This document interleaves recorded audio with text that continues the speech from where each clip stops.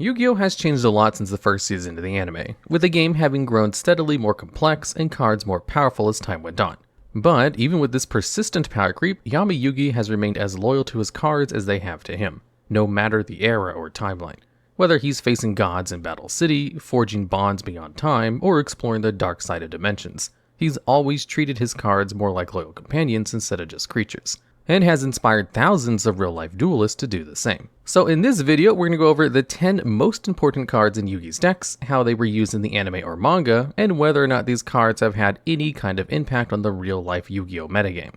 And swarming in at number 10, we have Kuriboh, Yugi's favorite furball that managed to prove their worth despite how often they were mocked for being the weakest monster in the game by the likes of Pegasus, Kaiba, and even My Valentine. And looking at Kuriboh, you'd probably agree with him because it has a terrible stat line of only 300 attack and 200 defense, which made it pitifully weak even against the Duelist Kingdom era, where just about every other monster in the game dwarfed it. But Kuriboh was always more than just its stats, since it also has an effect in both the anime and the card game, which allows you to discard it from your hand during the damage calculation of a battle where your opponent's monster declared an attack, to make it so that you don't take any damage from that battle. This effect was used a bunch in the anime in order to save Yugi's life points in dire situations, which gave the Pharaoh an extra turn to try and fight back. This was an integral part in the Battle City semifinals against Kaiba in order to protect Yami from Obelisk's onslaught, and was ultimately one of the deciding factors that allowed for Yugi to win that duel and go on to face Merrick.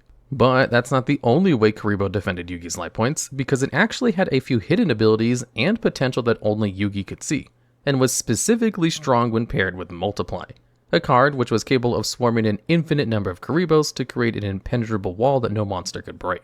This was especially effective when paired with Kuriboh's ability to detonate on contact with an opponent's monster, to either weaken them or destroy them outright, which ended up being pretty much the entire reason that Yami was able to deal with the Pegasus Thousand Eyes Restrict to save his grandpa. Essentially, Kuriboh was supposed to represent the idea that even though a card might appear weak at first, a smart duelist that cares about their cards is going to find a way to use it to its full potential, an idea that's still incredibly important to Yu-Gi-Oh! To this day, which is why probably every protagonist to date has had their own Kuriboh variant in either the anime or in the manga, to show off how weak cards can have a huge impact. Although, despite how iconic Kuriboh is for representing this ideal, the card never really made too much of a splash in the TCG, with Kuriboh itself only having seen competitive play in old Chaos strategies as a dark monster that could easily find its way to the graveyard for you to later banish for something like a Chaos Sorcerer.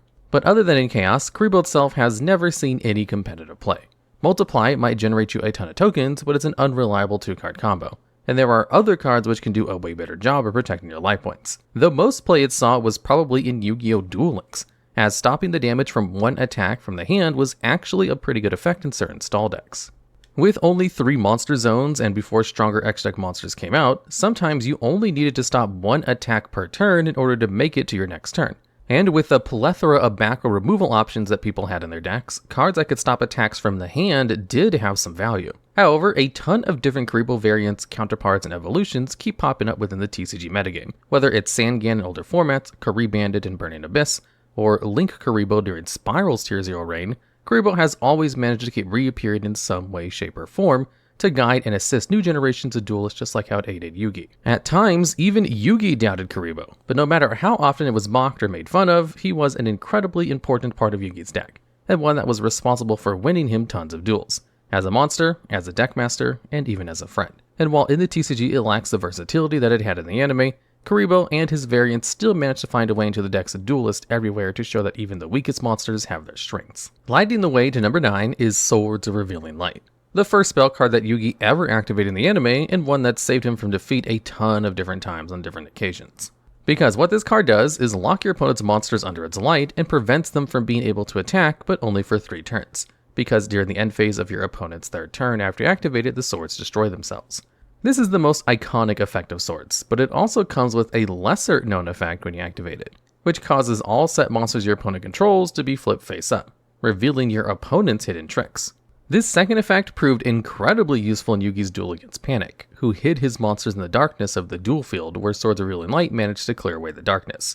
But of course, Swords of Revealing Light is best known as Yugi's main stall tool, and one that he'd activate in the face of impossible odds after opponent had brought out their boss monster, in order to give himself 3 more turns to try and turn the duel around, trusting that the heart of the cards will eventually draw him to what he needs to defeat whatever insurmountable odds his opponent has set up. And the most famous example of this is when Yugi activated swords in the first duel of the anime, locking Kaiba's 2 Blue Eyes White Dragons from being able to attack as he scraped through his deck for a way to win the duel, stalling out until he realized the power of his grandpa's cards, and eventually drawing into the 5 pieces of the unstoppable Exodia. In the actual game, Swords Revealing Light isn't as effective of a staple as the anime would have you believe, since there are a ton of different ways to remove it from the field, and even if it resolves, it doesn't stop your opponent from actually building their board in the first place. Which is why it's so surprising that there have actually been a couple of times where Swords has been competitively viable, for the exact same reasons that Yugi would use it in the anime, to stop your opponent's boss monster from ending the game while also guaranteeing that you remain alive for a few more turns so that you can draw into your outs. This was important when Gladiator Beasts was seeing competitive success, since it was a way to stop the Gladiator Beasts from being able to battle and declare their effects. But even in the modern competitive games, Swords Revealing Light still sees play in runic stun strategies to floodgate the opponent out of ending the game by battle while accumulating a ton of free advantage from fountain draws. In the anime, Swords Revealing Light was a safety net that Yugi could cast in just about every situation that gave him enough turns to make a comeback. And while this effect is a lot more niche in the TCG, decks that can play swords genuinely appreciate its ability to stall the game so they can draw into their deck's versions of Exodia, which shows that even the most competitive decks out there still need to believe in the heart of the cards. And charging into number 8 is Gaia the Fierce Knight, a warrior monster that came in clutch for Yugi several times due to the number of different forms he could take. By himself, Gaia is just a vanilla monster that requires 2 tributes. And while its attack stat is decently high, it pales in comparison to a ton of other 2-tribute vanilla monsters. But for what Gaia lacked in offensive power, he makes up for in his adaptability. You see, in the anime and manga, while Gaia was a powerhouse, he grew even stronger if you managed to evolve him into a new form in the middle of the duel. The most common way Yugi did this was by fusing Gaia with Curse of Dragon to form Gaia the Dragon Champion, a vanilla fusion monster that had an impressive 2600 attack stat that was capable of packing a punch, and appeared as the focus as one of the most iconic moments in the Duelist Kingdom arc, where Yugi launched the Dragon Champion with Catapult Turtle into Panic's Castle of Dark Illusions to crush his monsters after the Sword of Revealing Light had dissipated. But the Dragon Champion wasn't the only form that Gaia took, because the other evolved form of Gaia occurs after the Black Luster ritual occurs so that he becomes the Black Luster Soldier, one of Yugi's most powerful cards with an attack and strength that matches the Blue Eyes White Dragon. Now, just like in the anime, Gaia by himself has never seen a sustained amount of competitive success. But there are actually quite a few cards that are either linked to or evolved from Gaia that have had a metagame impact, with the best by far being Black Luster Soldier Envoy of the Beginning. Envoy of the Beginning was an insane boss monster for any strategy playing Chaos Attributed monsters, since it can act as removal for your opponent's monsters by banishing them, or it could just OTK an opponent outright with its double attack. And thankfully for this BLS, you didn't need to perform a ritual summon, nor did you need the original Gaia to bring it out, as all of the power of the BLS came at a small cost of banishing a light and dark monster from your graveyard to summon him. In both the anime and the game itself, Gaia is definitely not the strongest card on this list, but was one of the first monsters in the game that showed us the strength of using one monster as material for another, whether that's for a fusion, synchro, Xyz, a link, or a ritual monster. And without Gaia, there is no Dragon Champion, and there's no BLS, which definitely makes him one of the most important pieces of the puzzle that is Yugi's deck. And thundering into number 7 is the Summoned Skull, a key member of the Arcfiend archetype that actually holds the title of Yugi's first ace monster. Summoned Skull is another vanilla beatstick, much like Gaia, but is specifically notable in the TCG for being a level 6 monster, which made it an impressive boss monster in the early days of Yu-Gi-Oh! And in Playground formats since it had an attack set that matched the Dark Magician, but required one less hold tribute. The anime version of Summoned Skull was an important part of Yugi's arsenal for this reason, since it was a high attack beater that was capable of dealing with a ton of different threats based purely on its attack power alone, all the way from Duelist Kingdom up until Yugi and Yami's final duel against one another. But it was actually within the original Yu-Gi-Oh! Manga where Summoned Skull shined the most, as Yugi's original ace monster. That, according to Kaiba, was one of the top 5 strongest monsters in the entire game, a fact that this manga showed off well with Summoned Skull beating down each and every one of Kaiba's monsters, and forced Kaiba to cheat to bring out Sugoroku Moto's stolen Blue Eyes White Dragon. But this duel didn't just show off the power of the original ace Arcfiend, it also showed an ideal that was incredibly important to the events of Season 0 Yugi, and one that stuck with duelists to this day: respecting and having loyalty to your cards so they, in turn, will be loyal to you. Summoned Skull appeared to Yugi after several turns of Kaiba's Battle Axe destroying Yugi's monsters, and rewarded Yugi for his faith in his deck by letting him stage a comeback. This in contrast to Kaiba's summon of the Blue Eyes White Dragon, a card which didn't belong to him that he cheated to his hand. And as a result, when Kaiba declared an attack with Blue Eyes, the card simply refused to attack, and ended up destroying itself since it wasn't loyal to Kaiba and had Sogoroku's heart. Now, in the TCG, while Summon Skull boasts an impressive attack stat for its level, that's the only reason it's ever seen any success. And once the game moved past that point for big beatsticks, Summon Skull never really amounted to anything other than being a staple of playground formats. But the ideals with Summon Skull are still very much around in the TCG to this day. So many people will choose to play a deck or a strategy not because of how good it is, but because they're loyal to certain decks or even just cards they consider as their ace monsters, leading some people to discover the hidden strength held behind weird or janky boss monsters that nobody else has been able to see.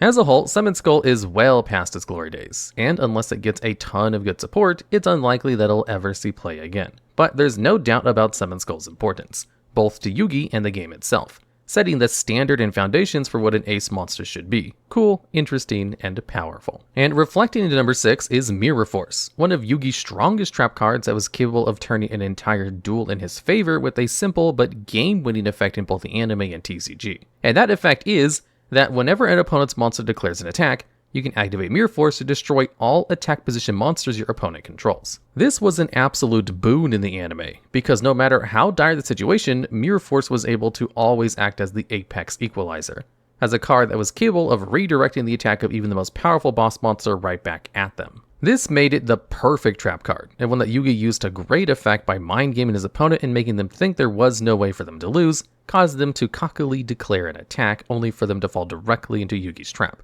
wiping their field in the process and allowing for Yugi to stage a comeback. And this almighty power was a really important part in Yami and Kaiba's duel against Darts in the culmination of the Waking the Dragon arc, where its power was absorbed by the Fang of Critias to form Mirror Force Dragon, who uses effect to destroy every monster Darts controls, thereby freeing the trap souls contained within the Mirror Knight tokens. But that's not the only place where Mirror Force came in clutch in this duel, as its power was also absorbed by the legendary Knight Critias to defeat the Orichalcos monsters after Darts had grown scarily close to winning the duel, giving Yami yet another fighting chance.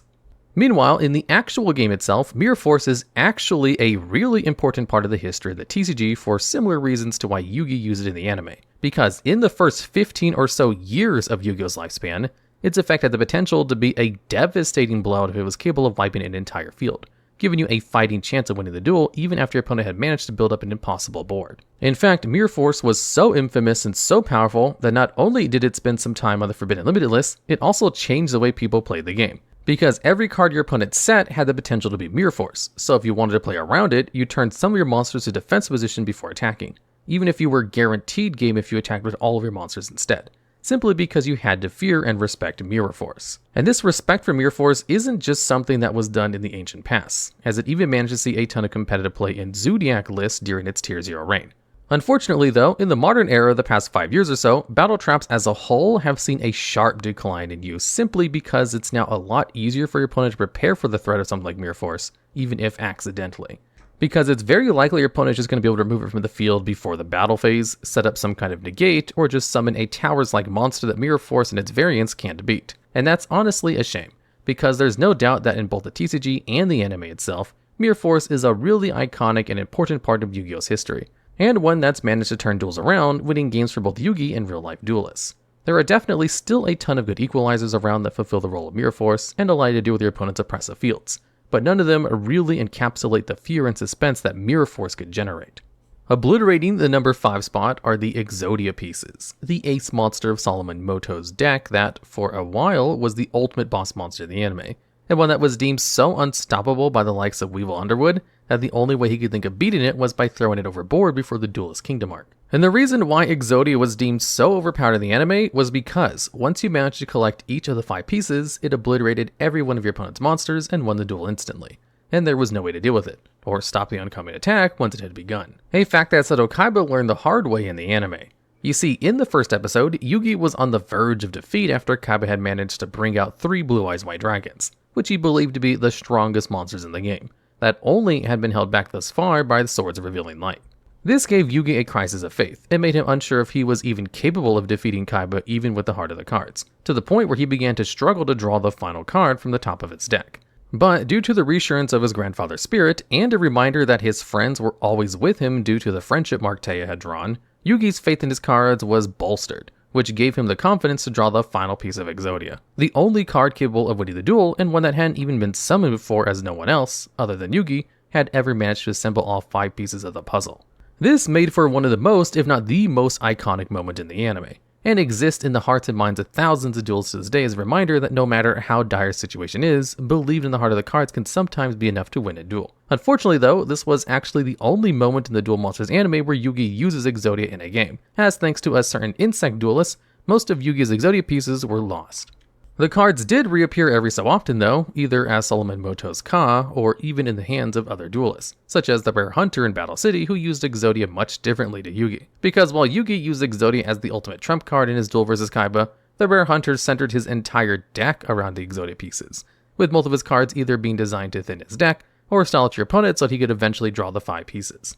Which, funnily enough, is usually how Exodia decks are used in the TCG, because the Exodia pieces themselves are actually kind of bricky, since until you have all 5 pieces, they don't really do anything.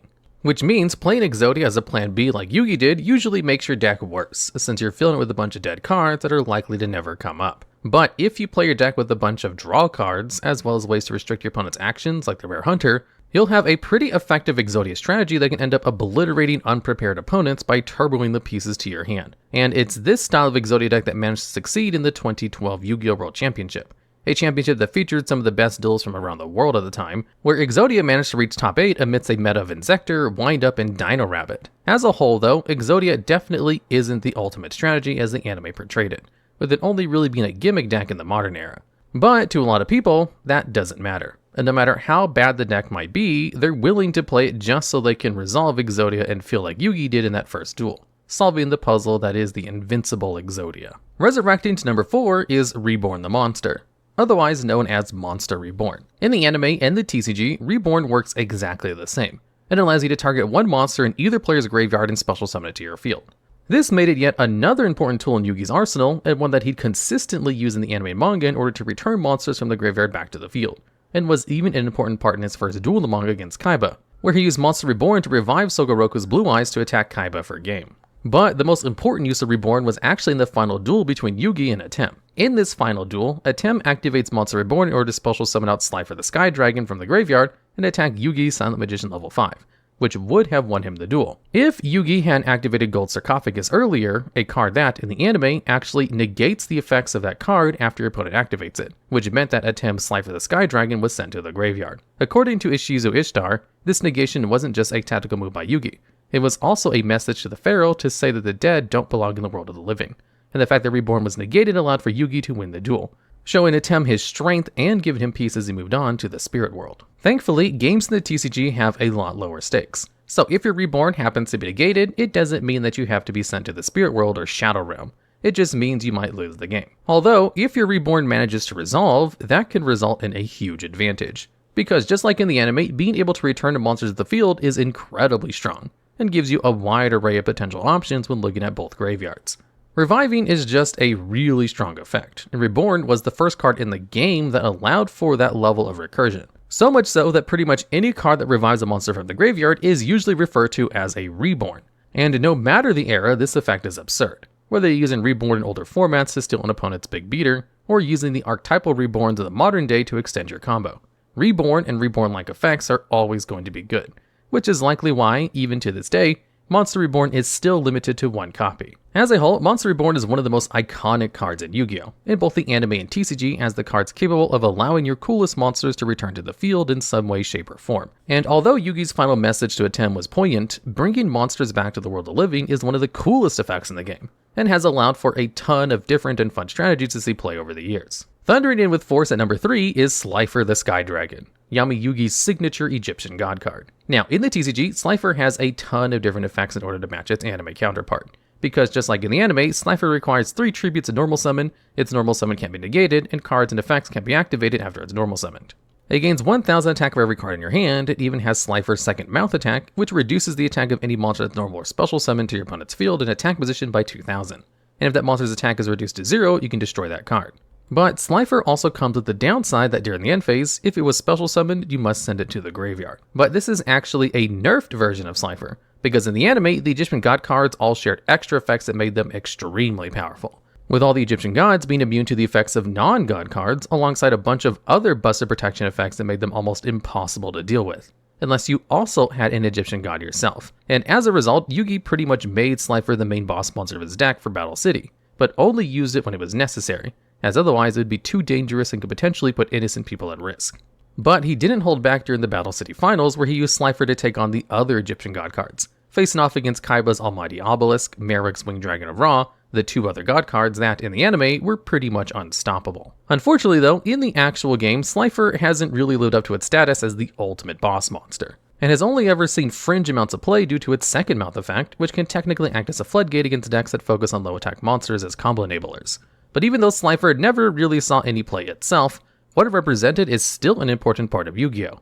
The boss monster. A monster that feels satisfying to bring to the field that makes you feel secure in your chances of winning. And to a lot of people, these boss monsters are an important part of the deck that makes them and their strategy feel special. It doesn't matter if your boss monster is as bad as the original Gate Guardian, or as used as Baron de Fleur or Axis Kotaker, summoning these monsters just makes you feel cool, in a similar way to summoning out your ace card. Ever since he won in Battle City, Slifer has always been one of Yugi's coolest monsters, and was the one that was vital to take on both Kaiba and Merrick during the Battle City finals. And although it never saw play itself, the excitement it brought by being on screen inspired a ton of duelists to believe in the power of their own boss monsters, even if they were a lot weaker than anime Slifer. And appearing from behind the curtain at number 2 is Dark Magician Girl, the ever faithful student of the Dark Magician, who also happens to be Mana's Ka, the student of Mahad who vowed to grow stronger after her teacher's death. And this is reflected in Dark Magician Girl's effect, because she gains 300 attack and defense for every Dark Magician or Magician of Black Chaos in either player's graveyard. In the anime, this made Dark Magician Girl an excellent part of Yugi's arsenal, as a backup ace monster that had the potential to be even stronger than the Dark Magician himself.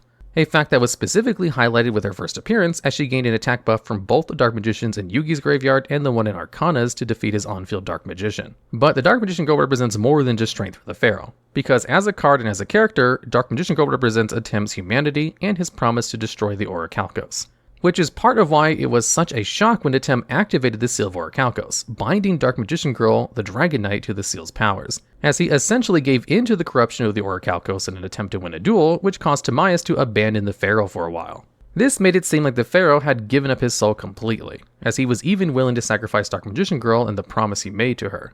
But after proving himself worthy of Timaeus once more, Dark Magician Girl and her Dragon Knight form became a staple of Yugi's strategy and was even an integral part of Dart's defeat. You see, in the duel against Darts, after each of the Orichalcos monsters had been destroyed, Darts had brought out Divine Serpent Get and declared an attack on the legendary Knight Timaeus, destroying it by battle and reducing Yugi's life points to 0. But despite that, the duel wasn't over, because Yami activated Relay Soul to special summon Dark Magician Girl from his hand. And due to the effect of the anime version of Relay Soul, so as long as she remained face up on the field, Yugi couldn't lose the duel. But the catch was, if she left the duel, then he would lose the duel instantly. This made for a really intense moment in the anime, where in order to win the duel, Yugi had to literally hold on to his humanity, putting all of his faith into Dark Magician Girl while resisting the pull of the Orichalcos. A play that he was rewarded for, because after redirecting the second attack of Get to his legendary knights, Yami formed an infinite loop and combined Timaeus with his other knights, which gave him an infinite attack as well, allowing to crash with Ge, winning Yugi the duel on the spot. Unfortunately though, Dark Magician Girl has never played too much of a pivotal role in the TCG. Her effect isn't really that useful out of Dark Magician decks, and Dark Magician strategies have never really been that competitively viable. But even in spite of that, Dark Magician Girl has become an icon of the Yu-Gi-Oh community, as a monster that's instantly recognizable by both fans of the anime and competitive players alike, and is a really important part of Yu-Gi-Oh's cultural impact as one of these faces of the game. And while Dark Magician Girl has never been competitively viable, there's no doubt about the important role she's played in both the anime and real world as a pillar of Yu-Gi-Oh's identity. But every student needs a teacher, which brings us to the number 1 spot. And at number 1 is his ever-loyal companion, the Dark Magician, the Ka Mahad and Yami Yugi's ace monster. Dark Magician is a 2500 attack beatstick that has no effect, with it instead being a normal monster that, according to its flavor text, is the ultimate wizard in terms of attack and defense. And it was this power that allowed for the Dark Magician to contend with and face off against some of the most powerful monsters in the anime, from Relinquish to the Guardians, and of course against Sento Kaiba's Blue Eyes White Dragons. In a sense, Yugi treats a Dark Magician more like a friend than an actual card, which makes sense given the spirit of the card belongs to Mahad, a childhood friend of Atem that chose to live on as an eternal servant by sacrificing himself in order to become the Dark Magician. And Yugi is rewarded for that trust because no matter the duel or the opponents he's faced, Yugi could rely upon this card with his entire being to either get him out of rough situations or deliver a final blow. And true to his name, Dark Magician was more than just his stat lines, because he also had a series of magic tricks that made for some of the most intense and interesting duels in the anime. Magical hats saved Yugi in a ton of different situations, allowing for Dark Magician and his other monsters to hide beneath the hats to potentially dodge an opponent's monster's attack. There was also Magic Cylinder, a card capable of sending an opponent's attack right back at them. And Mystic Box, a card that placed both Dark Magician and an opponent's monster within the two boxes. The Dark Magician's box would be pierced by swords, only for it to be revealed that he's magically switched boxes with an opponent's monster, leaving them to be destroyed by the swords instead. But of course, the magic that Dark Magician was best known was his Dark Magic attack. And that's not even where Dark Magician's utility ends, because just like Gaia, Dark Magician could evolve and either combine his power with other monsters or evolve, from the likes of Dark Sage to Amulet Dragon and of course the Dark Paladin.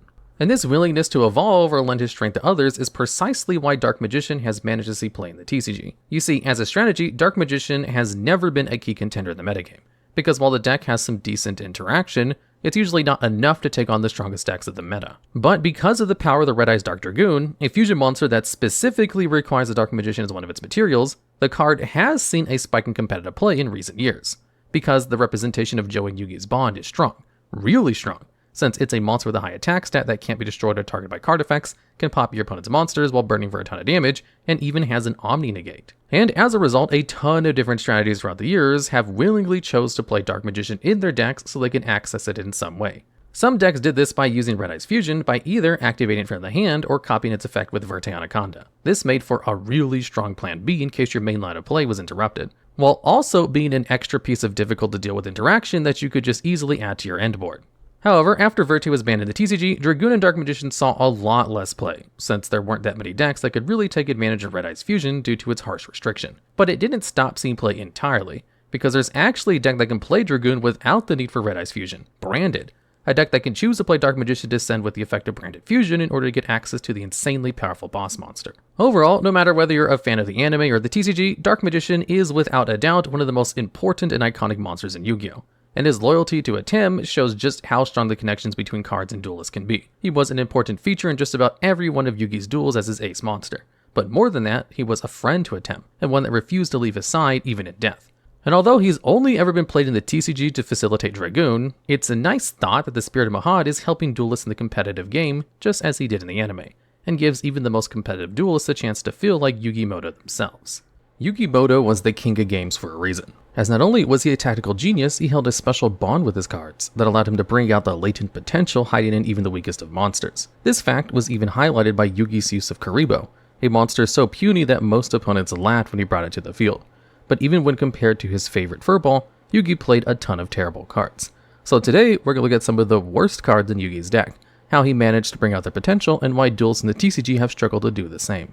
And at number 10, we have Brain Control, a surprising entry that allowed Yugi to turn his opponent's best monsters against them. And that's because the anime version of Brain Control lets you pay 800 life points to target and take control of an opponent's face-up monster until the end of the turn, with no other restrictions or downsides. This made Brain Control a busted card in the anime, especially in the hands of Yugi, who showed just how absurd mind control cards can be when using it in a ton of interesting ways.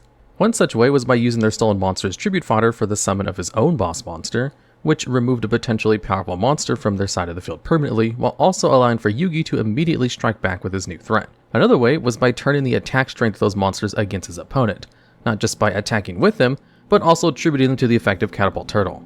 But Yugi's most iconic use of Brain Control was definitely in his duel against Merrick's mind-controlled puppet, Strings. You see, in this duel, Merrick had virtually won, as not only had he managed to bring out Slife of the Sky Dragon, he also had an unbreakable wall set up with a Revival Jam, Jam Defender, and Card of Safe Return. This meant that even if Yugi somehow managed to bring out a monster that could defeat Slifer, Jam Defender would cause Revival Jam to take the hit instead. And because Revival Jam would immediately reform and return to the field, it would trigger the effect of Card of Safe Return, drawing Merrick 3 more cards and strengthening the attack of Slifer even further. But Yugi had one more trick up his sleeve to break this illusion of infinity, Brain Control, which he activated after attacking with Buster Blader. Merrick initially laughed at the idea because an Egyptian god card was far too strong to be controlled, but Yugi was targeting Revival Jam, which reformed on his side of the field, allowing for Merrick to draw 3 more cards. This seemed like a strange play at first, as it only strengthened Slifer's attack points even further. That was, at least until Slifer's second mouth effect was forced to activate, reducing Revival Jam's attack points to 0 and destroying it, only for it to reform again and cause Merrick to draw another 3 cards and for Slifer's second mouth to trigger again over and over. This formed an infinite loop which forced Merrick to keep drawing cards until he eventually decked himself out and lost the duel, thanks to Yugi's clever use of Merrick's mind-controlled monster.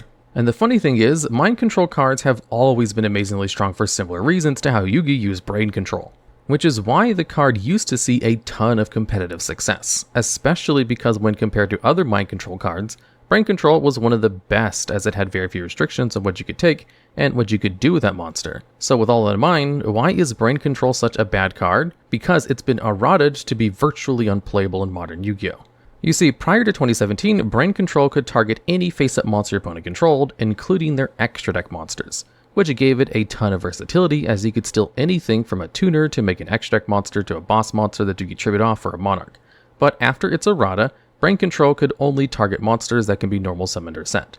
This excludes a bunch of powerful monsters from Brain Control's clutches, but most importantly, prevents you from being able to target extra deck monsters at all. This simple change turned Brain Control from a ban-worthy card to one of the worst mind control options available in the modern era, as most strategies build an end board by using their extra deck tools rather than ending on main deck boss monsters. That's not to say it's impossible for Brain Control to be useful, as there are tons of strategies that end on normal summonable monsters that you could steal with Brain Control, but even then you're better off playing the other, better mind control cards that have a lot more versatility in what they can steal. Brain Control is simply outclassed in the modern game, which is definitely a shame since it's such an iconic card, and it's kinda sad to see that it's such a shadow of its former self. But at the very least, similar mind control cards help to showcase what made the original Brain Control so busted. Shining at number 9, we have Mystical Moon, an equip spell that even Yugi struggled to use well, which is funny for such a simple card, as in the anime, all it did was equip to a beast-type monster you control to increase its attack and defense by 300 points, which is slightly different to the TCG version which only equips to a beast warrior monster. But the anime version of Mystical Moon had one major difference to its TCG counterpart. Because it was a moon, its gravitational field influenced the tides and could cause the sea level to rise. This was a huge issue, as the only time Yugi used Mystical Moon was in his duel against Mako Tsunami, a duelist that specialized in using the ocean to harbor terrifying sea creatures that Yugi couldn't see as they were hidden beneath the watery depths. So when Yugi equipped the Moon card to a Silverfang, he made a huge mistake, as it caused a tidal wave which increased the influence of Mako's monsters and reduced the landmass that Yugi could summon on to just 5%, leaving him stranded with only a giant soldier of stone to protect him as Mako's monsters surrounded it, ready to strike. But despite these overwhelming odds, Yugi was a genius tactician, and to Mako's surprise, he switched the Giant Soldier of Stone to attack mode. This move didn't make too much sense at first, as Giant Soldier can't attack Mako's life points or the monsters hiding beneath the ocean, but Yugi wasn't aiming for either as his target was the moon. This caused the tides to dissipate after the moon's destruction, leaving Mako's monsters stranded and helpless in dry land while Yugi's summoned Cursed Dragon delivered the final blow. This is definitely one of Yugi's silliest but most fun victories, and one that highlighted the difference between the early anime and the TCG, as in the actual game, Mystic Moon can't cause the tides to rise or fall when your opponent has Umi on the field, and all it does is increase a monster's stats. There were a lot of similar equip spells in the early days of the game and the anime that did similar things for different types and attributes and could theoretically give your monsters an edge over your opponents, but in practice, most of these equip spells have a ton of issues. They have the same problem as most equip spells. They can only buff one monster at a time, unlike a field spell, and if the monster they equip to leaves the field, you lose an extra card for no reason. But the game's best equip spells that buff stats mitigate these issues by being generically usable, and providing such a strong buff for a monster that they were basically equivalent to a removal spell which used the battle phase that also made your monster hard to beat over and OTKs easier, which is why cards like United We Stand and Mage Power both spent time on the Forbidden and Limitless. However, the same can't be said for a card like Mystical Moon, as it can only be equipped to a Beast Warrior monster, but even if you were running a deck of only that type, you'd still rather equip a card like Mage Power, as Moon only provides a meager 300 attack buff. And while that might be enough to give you a slight edge, it's definitely not worth the card investment, or the possibility of the tides turning against you. Moving into number 8 is Stronghold the Moving Fortress, the boss monster of Yugi Moto's gadget strategy. For a boss monster though, Stronghold was somewhat unique, as it was actually a trap monster that was summoned to the field by activating it like you would a regular trap card. And usually it has pretty weak stats with 0 attack and 2000 defense, but while red, green, and yellow gadget are on the field, it gains 3000 attack. This combination of stats meant that Stronghold was the perfect combination of defense and offense, a fact that was put on display in Yugi's final duel of the original series against Atem. This duel had a lot on the line, because not only was it a chance for Yugi to prove that he was strong enough on his own without relying on his partner, but if Atem had won, then he'd be locked out of the afterlife for another 5,000 years. And so, when Atem turned Yugi's own green gadget against him for direct attack, Yugi intercepted it with Stronghold to defend his life points. Then, on the following turn, Yugi summoned out his other gadgets, who began to pilot Stronghold and increase its attack to strengthen it to an astonishing 3,000, which was so strong of a monster that Atem needed to bring out Obelisk the Tormentor to defeat it. Although in the TCG, you wouldn't need an Egyptian god card to deal with Stronghold. Trap monsters in general are pretty hit or miss, and while some do manage to show the potential behind the idea, cards like Stronghold expose their main weakness. They're terrible as monsters as they need to be set for a turn before you can use them, and they usually have pretty lackluster effects, which makes them bad as trap interruptions. But even amongst trap monsters, Stronghold is terrible, as while other trap monsters have somewhat interesting effects to justify their use, Stronghold is just a vanilla monster, and a pretty bad one at that, as it needs each of the 3 original gadgets on the field to have any kind of threatening offense. Now, the gadgets themselves are actually pretty solid, and have seen competitive play in older formats as they're easy to summon monsters that constantly generate advantage, giving you a Congo line of resources to eventually overwhelm your opponent. But decks that revolve around gadgets never use Stronghold, as the strength of these strategies was the replicability of the gadgets, making it really unlikely that Stronghold would ever reach 3,000 attack points. You could technically use Stronghold like Yugi did as a defensive option to block an opponent's attack, but overall it's really lackluster as an option, and a terrible boss monster that's even worse at being a trap card. Sealing the number 7 spot is Time Seal, a card that allowed for Yugi to defeat the invincible Exodia, because Time Seal is a trap card that can skip an opponent's next draw phase, meaning that they don't actually get a draw for a turn, which was pretty vital in Yugi's duel against Seeker the Rare Hunter, who had managed to defeat Joey and steal Red Eyes for him thanks to the anti-rules of Battle City. Yugi attempted to win Joey's Red Eyes back, but wasn't allowed to be clued into the Seeker strategy. However, when Seeker began playing defensively to stall the game, Yugi quickly figured out that his plan was to bring out the Forbidden One, a plan that he almost achieved, as Seeker was only 1 card away from assembling the 5 pieces. But as he's about to draw the final piece, Yugi activated Time Seal to prevent him from drawing for a turn, giving him just a little bit of extra time to formulate a plan to do what most duelists thought was impossible and defeat Exodia. And in terms of iconic moments, Yugi's defeat of Seeker is definitely up there, especially after he tore up his Exodia cards after realizing they were all fake. But the way Yugi used Time Seal actually doesn't work. You see, Time Seal's effect skips your opponent's next draw phase, and because it's a trap card, it needs to be set for a turn before you can use it, so you have to pass turn in order to activate it.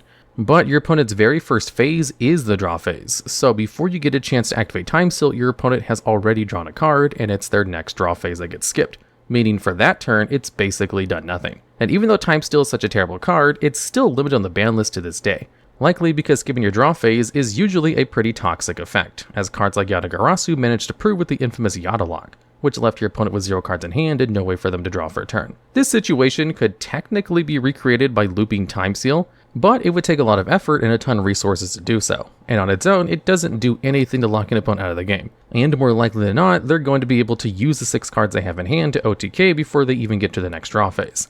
So overall, it's much easier to play better cards to control your opponent's hand to mimic Yugi's victory over Exodia, as Time Seal doesn't cut it, and is one of the worst hand control options the game has to offer, and is probably one of the worst cards still on the Forbidden Limited list. Charging into number 6, we have Battlesteer, a card that proved that maybe his grandpa's deck had a couple of pathetic cards. Battlesteer is a level 5 monster, and so requires a tribute to be normal summoned to the field, and doesn't have an effect since it's a normal monster with flavor text that describes it as a bull monster in the woods that charges at enemies with its deadly horns. Horns that give Battlesteer a pretty mediocre 1800 attack. Now, Battlesteer definitely wasn't a staple of Yugi's strategy, as he actually only used it a single time in the first episode of the anime against Seto Kaiba, where Kaiba showcased his mastery over different types of cards by increasing Sagi's attack to 1800 with the effect of negative energy. This let Kaiba go on a rampage, as Yugi was forced to keep setting his weak monsters for Sagi to immediately destroy them, and one of the monsters that Yugi set happened to be a Battlesteer, which, because of the rules of the time, didn't need a tribute to be brought out to the field. But this might have been a huge misplay, as Battlesteer actually had the same attack as Sagi, so Yugi could have crashed into the clown rather than relying on its worst defensive stat.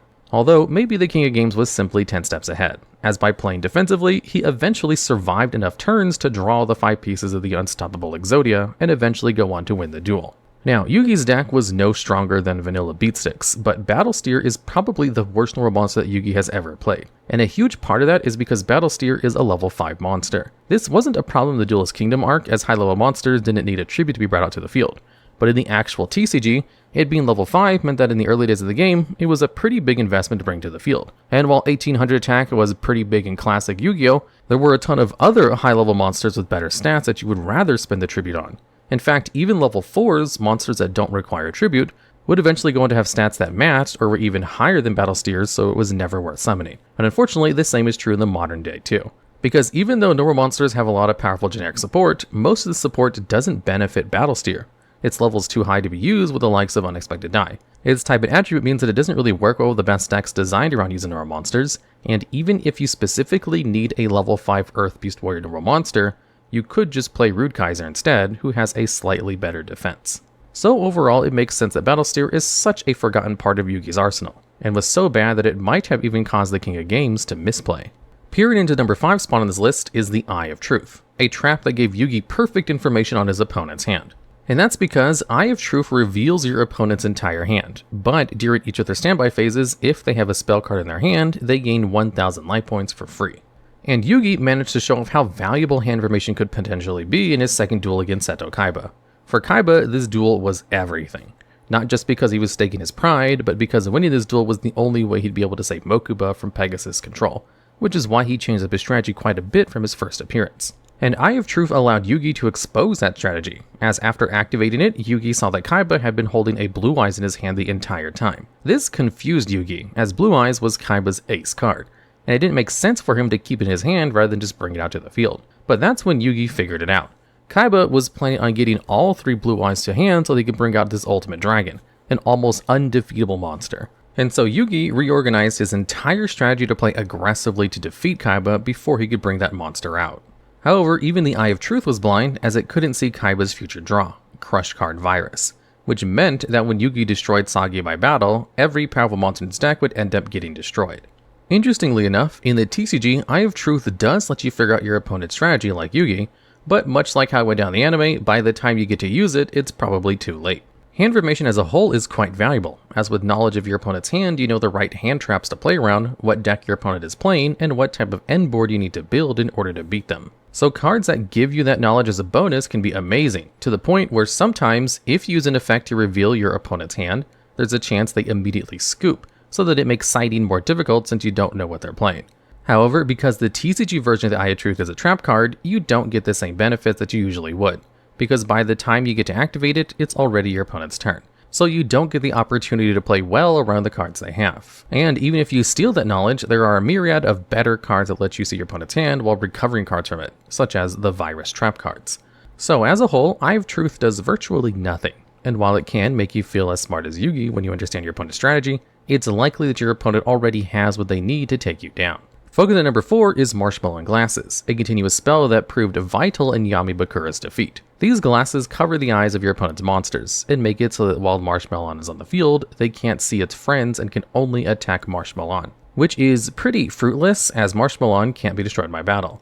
And in a strange way, Marshmallon and their glasses represented Yugi's desire to protect his friends above all else, which is why he refused to give them up to get the Pharaoh's real name, and why Marshmallon appeared to Yugi in his imagination duel against Bakura, where all cards both players drew were born from their imagination. And in this duel, Marshmallon acted as an indestructible barrier, but was even stronger when paired with Marshmallow and Glasses, as with both on field, Yugi could guarantee the survival of his other monsters, such as Silent Magician and Silent Swordsman, 2 monsters that started out weak, but if protected, would eventually level up into overwhelming boss monsters that go on to Bakura's demise.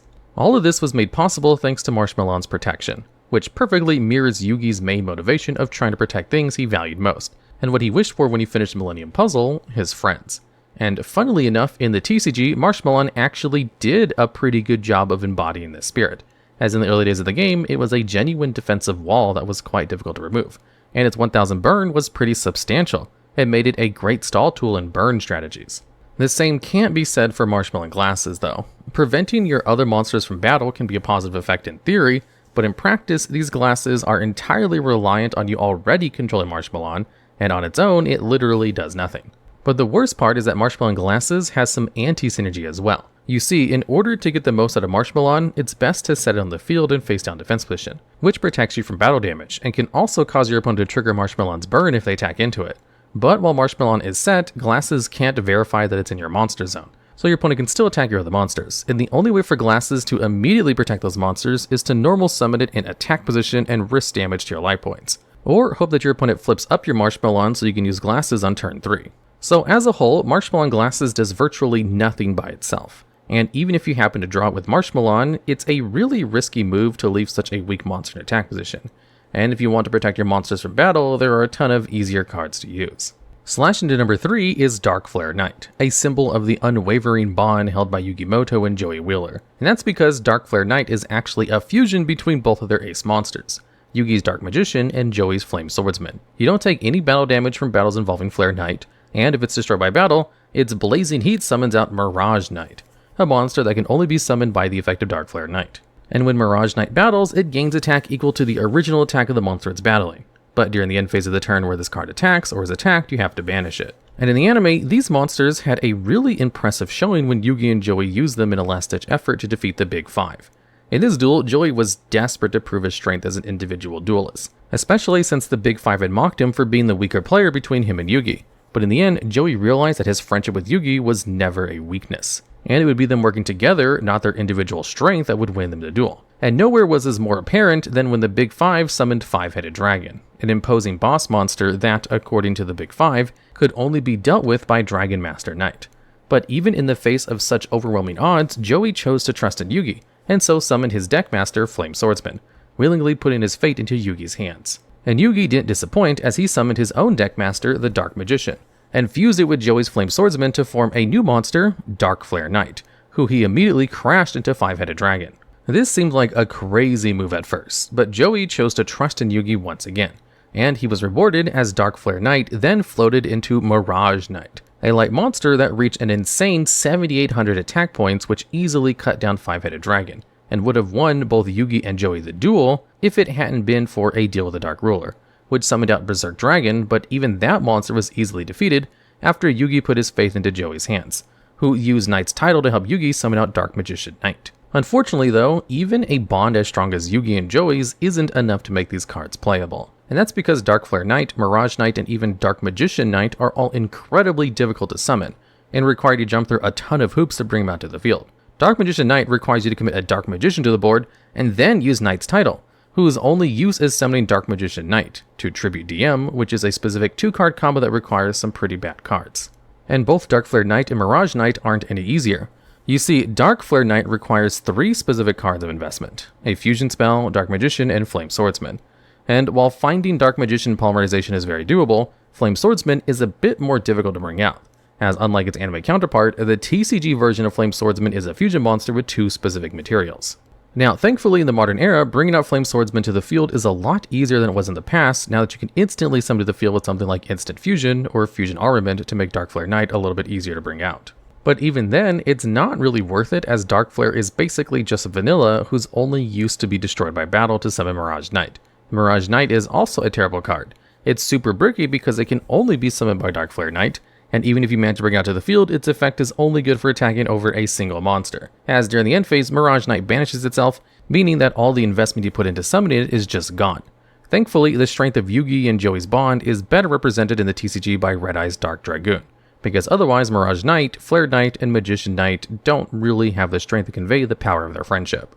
And drawing into number 2 is Card of Sanctity, one of Yugi's strongest comeback cards, but not the TCG version of this card, which can draw 2 cards but forces you to banish every other card in your hand and field to do so. Meanwhile, the anime version of the card is a lot better, as instead it causes both players to draw until they have 6 cards in hand. And so in the anime, whenever Yugi was low on cards in hand, or needed a specific combo to escape a situation, Card of Sanctity came in clutch to give him the cards he needed in order to stage a comeback. And this came up a number of times in some of the most important duels, but it was Yugi's duel against Noah Kaiba where we got to see how powerful drawing 6 cards could truly be.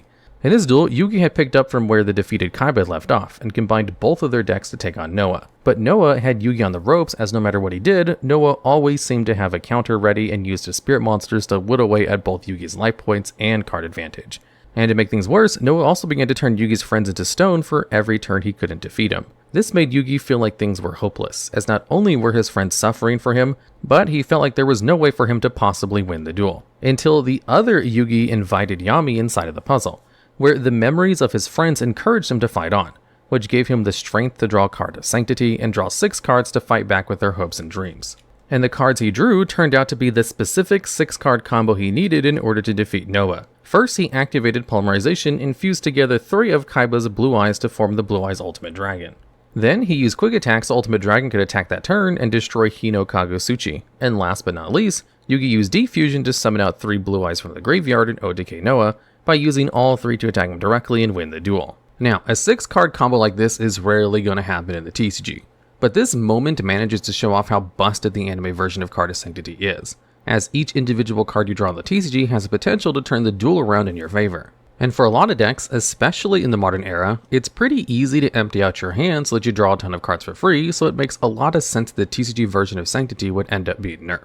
But there is no bigger downgrade in Yu-Gi-Oh's history, as the TCG Sanctity was made to be downright unplayable. It does still draw you 2 cards, but those 2 cards require that you banish your whole hand and field. So in the best case scenario where you only have to banish Sanctity from the field and a card in your hand, you're going card neutral. And at worst case scenario, you're banishing all of your resources just to draw 2.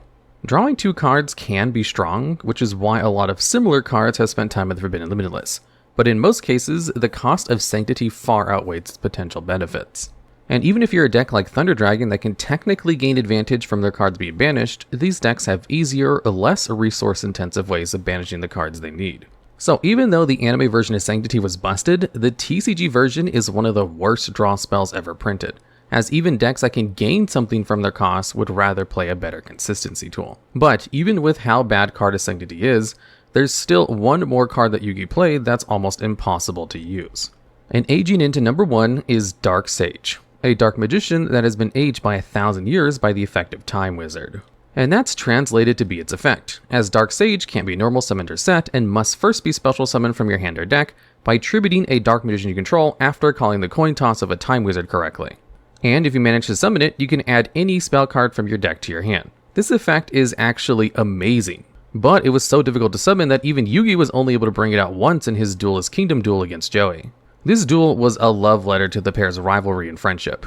Both players knew that the other was fighting for their family, but out of respect for their bond and honor as duelists, they refused to hold back against one another, and gave us one of the most iconic and heartfelt duels of the series where we got to see Yugi treat Joey like a true opponent, and just how far Joey had come thanks to Yugi's help. In fact, Joey almost managed to defeat Yugi, and used every one of the lessons that the King of Game had taught him to leave him with just a Dark Magician on the field. And so when he drew Time Wizard, the card that Yugi had gifted him on day 1 of Duelist Kingdom that had allowed Joey to win so many duels prior, he decided to leave it up to fate to determine who the winner would be.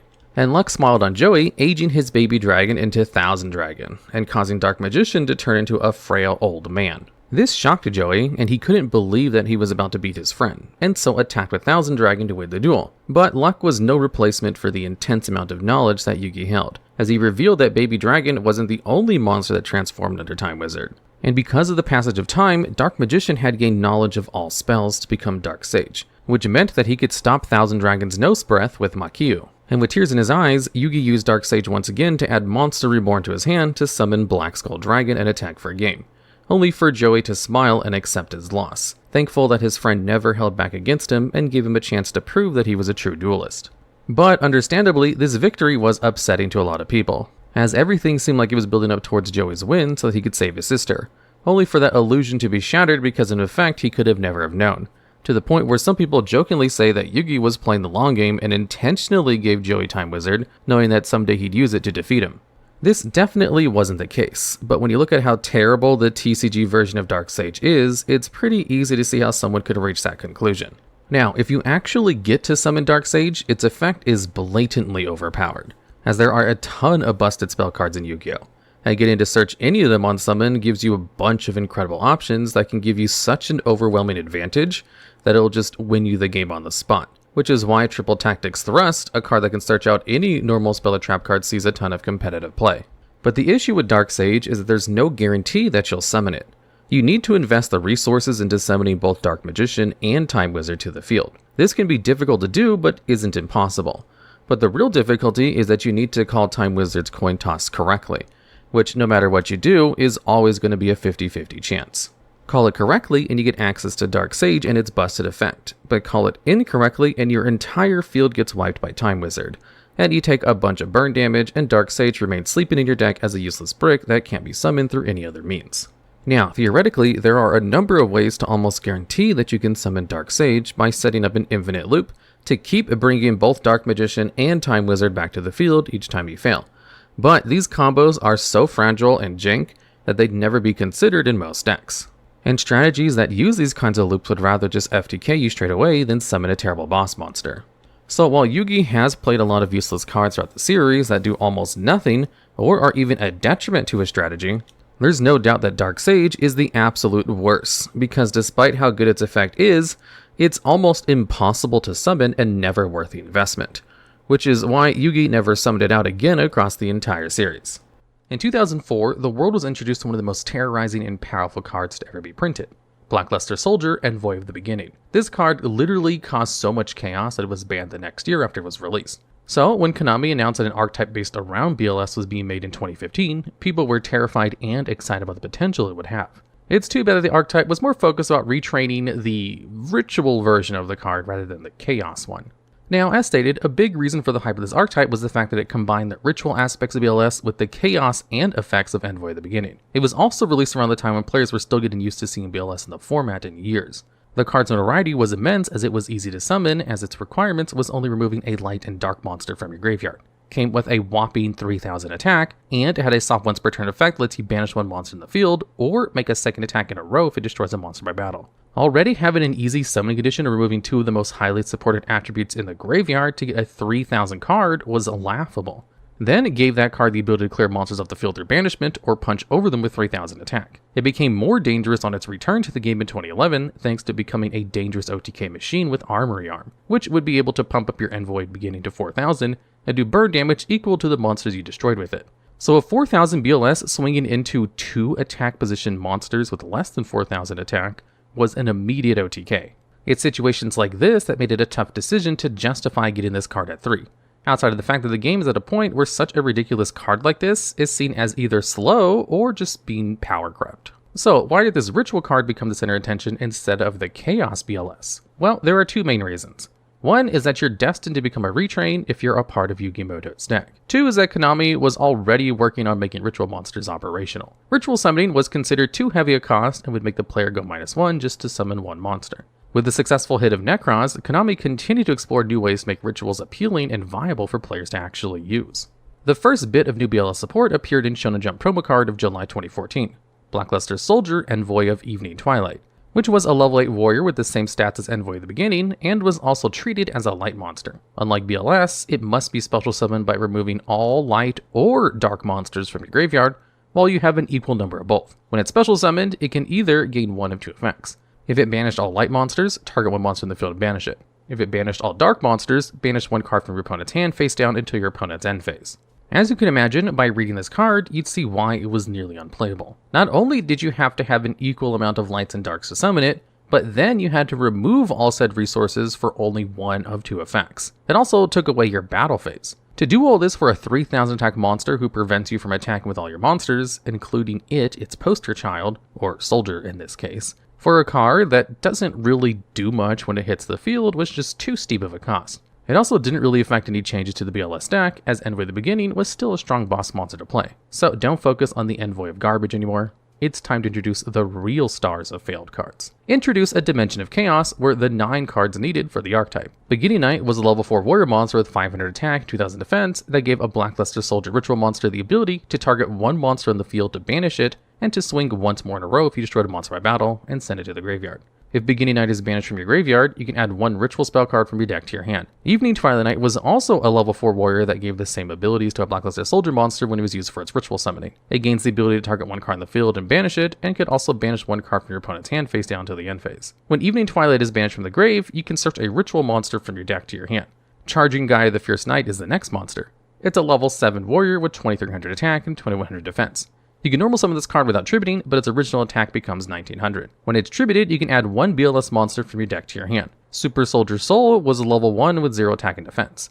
You could send one BLS from your hand to the grave to make this card's attack become 3000, and its name Blackluster Soldier until the end of your opponent's turn. You can banish this card from your graveyard to add either a Beginning Night or Evening Twilight Night from your deck to your hand.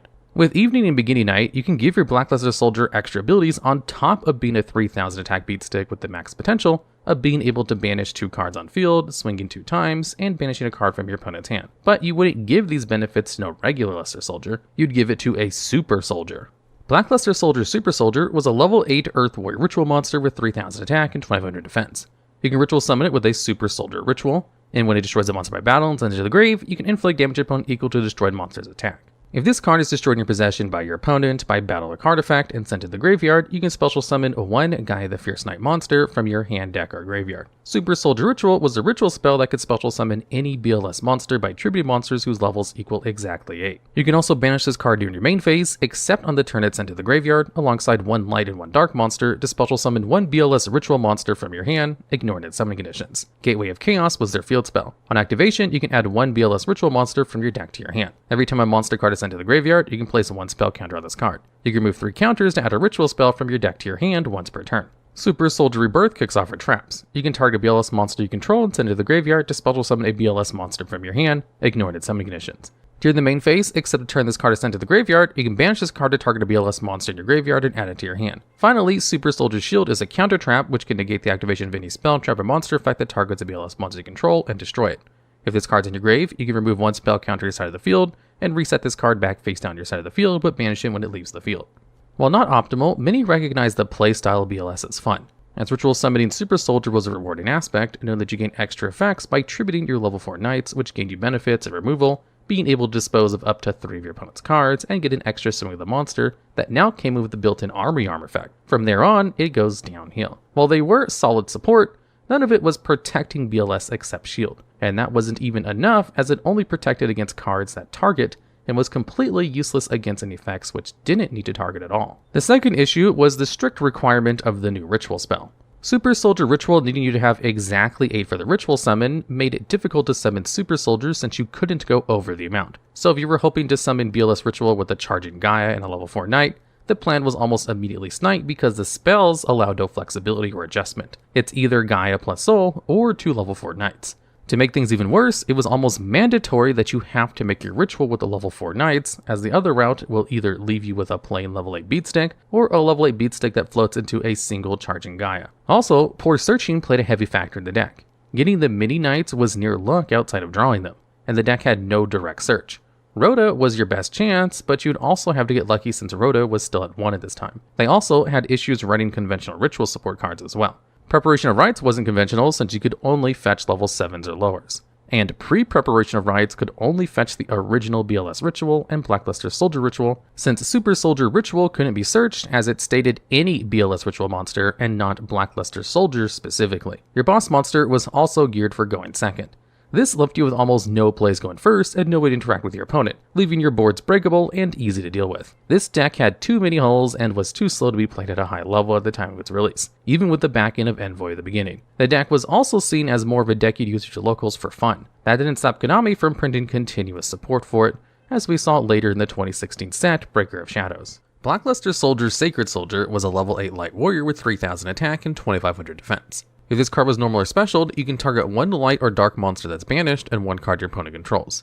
Return the banished target to the grave, and then banish your opponent's card. When this card destroys a monster by battle, you can add a level 7 or lower warrior monster from your graveyard to your hand. Horizon, Gaia the Fierce Knight, was a level 7 dark warrior monster that can be normal summon without tribute if your opponent controls more monsters than you do. If this card is tributed, you can special summon a BLS monster from your hand or graveyard. If this card's in your grave, you can banish this card as one of the required tributes for the ritual summon of a BLS monster. These 2 cards didn't see play due to the overwhelming popularity of ritual summoning with the level 4 Knights, as the build was more powerful and consistent and was better without having to use the Gaia monsters. On top of the playstyle, these cards were considered cloggy and bricks. Sacred Soldier had no way of bringing itself out quickly, needing another effect or to be tribute summoned to get to the field. The deck had options like Rebirth and Horizon to play, but the setup was super slow for the Super Soldier deck. So instead of getting something to improve the engine, they gained another inconsistent slog. However, that wouldn't last long, as the deck got a very powerful card in the next set, Raging Tempest.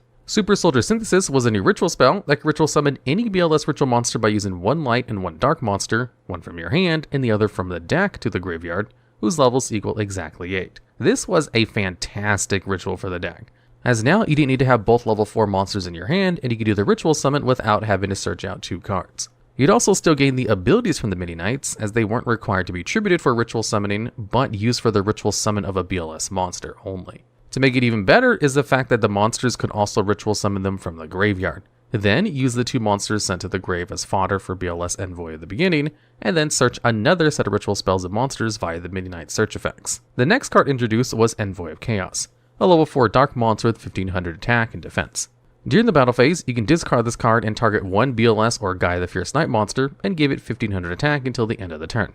And any monster it battles has their attack become the original attack during damage calculation. During the end phase, you can banish one light and one dark monster from your grave to add this card back to your hand. Finally, Beginning of Heaven and Earth was their newest trap card that lets you reveal 3 word type monsters from your deck, including a BLS or Guy the Fierce Knight monster to your opponent. Your opponent randomly selects one, and if it's a BLS or Guy the Fierce Knight monster, add it to your hand and send the rest to the graveyard. If not, send them all to the graveyard.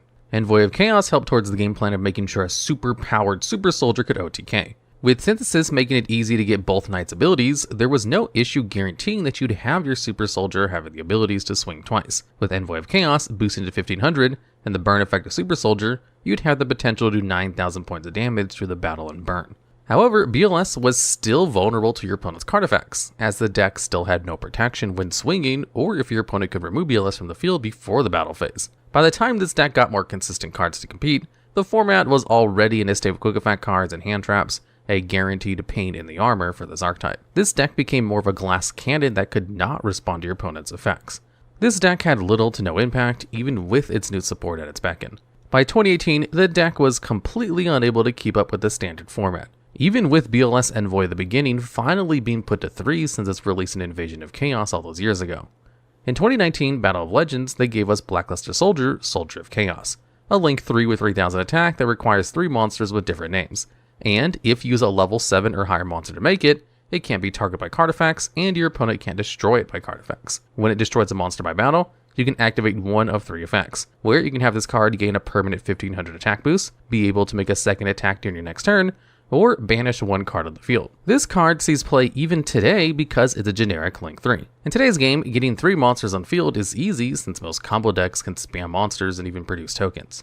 Trading in 3 monsters for a 3000 attack monster that can banish a card and gain attack is a steal, since many Link monsters with 3000 plus attack either take more material, specific material, or Link climbing to make. The only downside of the card is that it wasn't really made just for BLS. It was generic and doesn't really help the clearly ritual focused deck.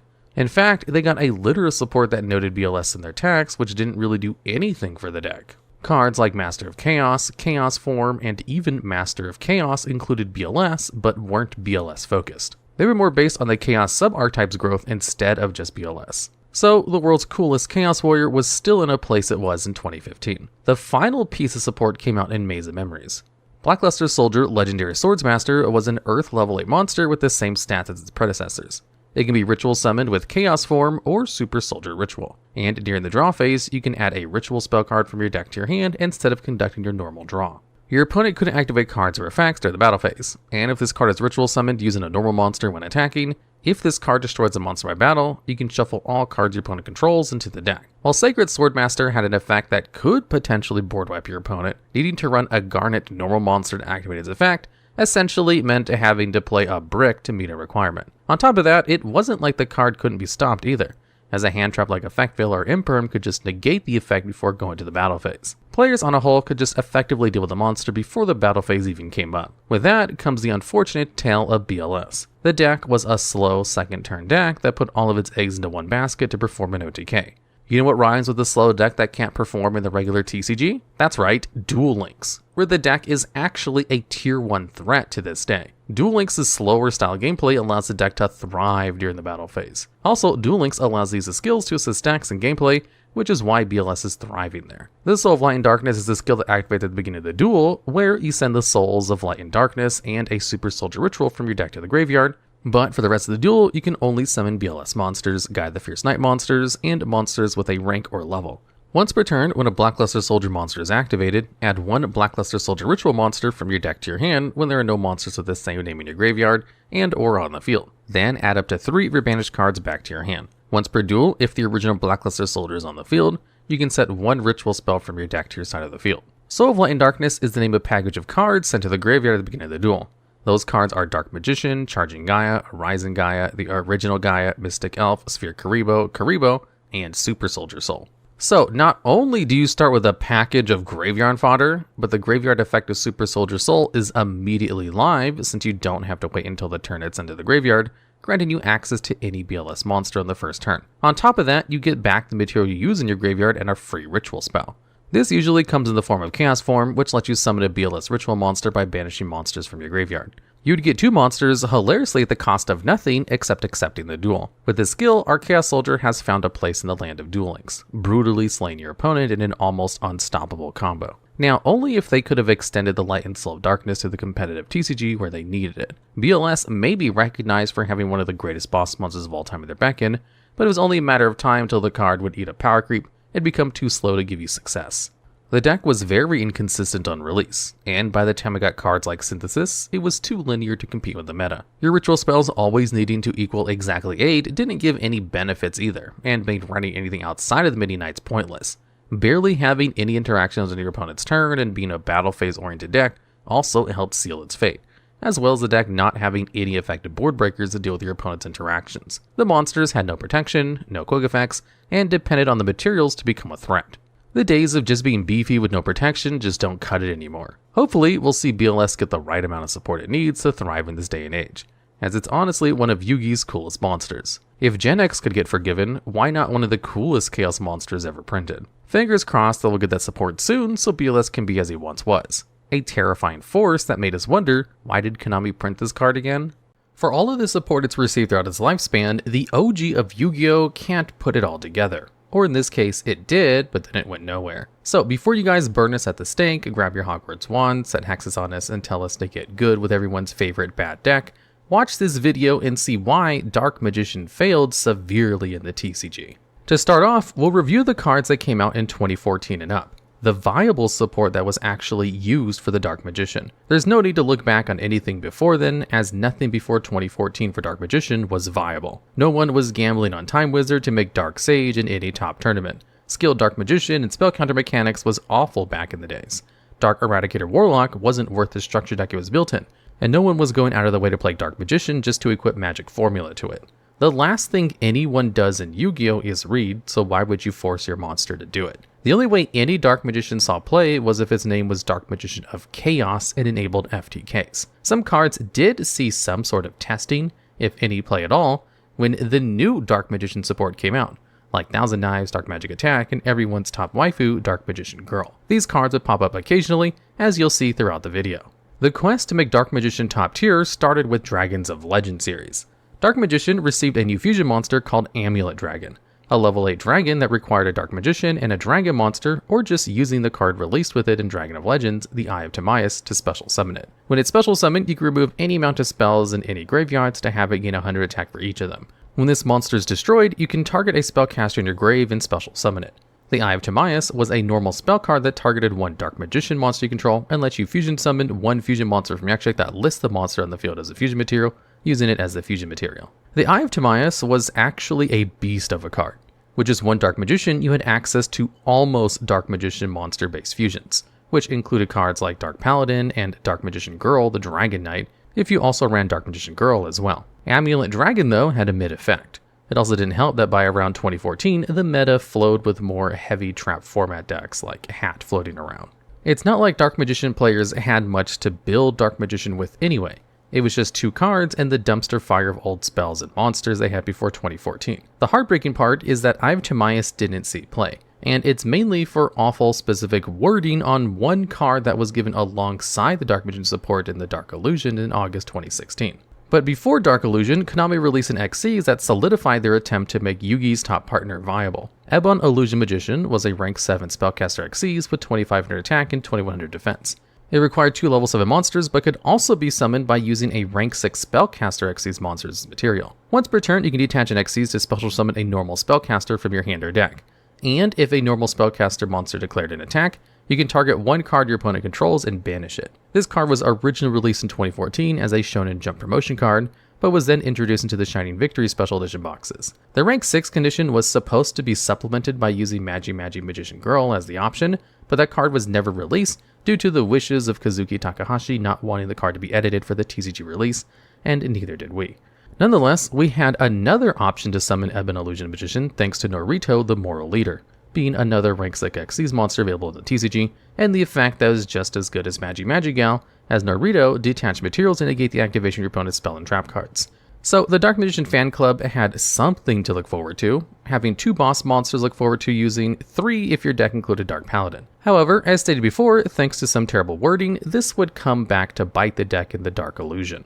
The Dark Illusion set gave Dark Magician main deck searchers and extenders that had Dark Magician players thankful for not needing to play Dark Magic Curtain. Magician's Rod was a level 3 spellcaster that on normal summon allowed you to add a spell or trap from your deck to your hand that specifically lists the Dark Magician card in its card text. When this card is in your grave during your opponent's turn, if you activate a spell or trap, you contribute 1 spellcaster monster to the side of the field and add this card back to your hand. Magician Robes lets you special summon a Dark Magician from your deck by discarding a spell or trap on your opponent's turn. Also, during your opponent's turn, if you activate a spell or trap or card effect, you can special summon this card from your grave but banish it when it leaves the field. Rod still sees play today as it searches for any Dark Magician support. Well, almost any. This is where the Eye of Timaeus got the short end of the wand.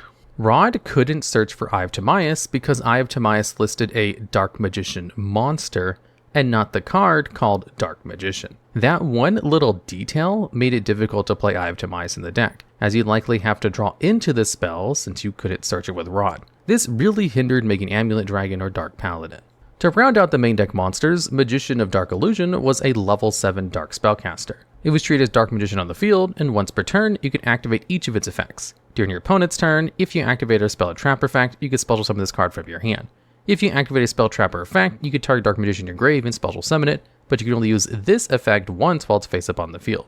To make Dark Magician suitable for the Xyz format, Konami made sure Dark Magician could fit in by giving the deck an Xyz monster. Ebon High Magician was a rank 7 spellcaster with 2300 attack and 2500 defense that required 2 level 7 spellcasters as its materials. While it had materials, you could activate a quick play spell or trap card from your hand by detaching Xyz material from this card during activation. If it's destroyed by battle or sent to the graveyard by opponent's card effect, you could special summon a Dark Spellcaster from your deck or hand, then pop 1 card on the field. Dark Magical Circle was one of the Dark Magician's newest spell cards. That, on activation, lets you look at the top 3 cards of your deck, to select one Dark Magician, or spell a trap that lists the Dark Magician in it to your hand, while the rest go back to the top of your deck in any order. Also, once per turn, when a Dark Magician is special summoned, you can target 1 card your opponent controls and banish it. Dark Magic Expanded was a quick play spell card that you can apply any number of effects based on how many Dark Magicians or Dark Magician Girls are on the field or in the graveyard. If 1, a Dark Spellcaster gains 1000 attack until the end of the turn. 2 or more made your opponent unable to respond to your activated spell and trap cards or effects, and card effects can't destroy your spell and trap cards. If 3 or more, all of your Dark Spellcaster monsters are unaffected by opponent's card effects until the end of the turn. Illusion Magic was a quick play spell that lets you tribute a spellcaster to add up to 2 Dark Magicians from your deck or graveyard to your hand. And finally, Magician's Navigation wraps up the Dark Illusion support. This trap lets you special summon 1 Dark Magician from your hand, and then 1 level 7 or lower spellcaster monster from your deck. Also, if you control Dark Magician, except on the turn this card is sent to the graveyard, you can banish from your grave to target 1 spell or trap card your opponent controls and negate its effects until the end of the turn. The first wave of Dark Magician support was impressive. Magician's Rod was a solid searcher outside of the blunder made with the Eye of Timaeus. The Dark Magic Circle combined with Magician's Navigation or Magician's Robe was an excellent way to interrupt your opponent's plays by bringing a Dark Magician to the field during your opponent's turn to activate Circle's effect to banish a card on the field. However, it still had a bit of flaws. Circle's search effect was a complete RNG game, and it only worked if a card with Dark Magician in its text was in the top 3 cards of your deck. It didn't really allow you to dig through your deck, and if you whiffed, you'd gain nothing from playing it. It doesn't help that both of Circle's effects were also hard once per turns, so seeing multiple of these cards could become a brick.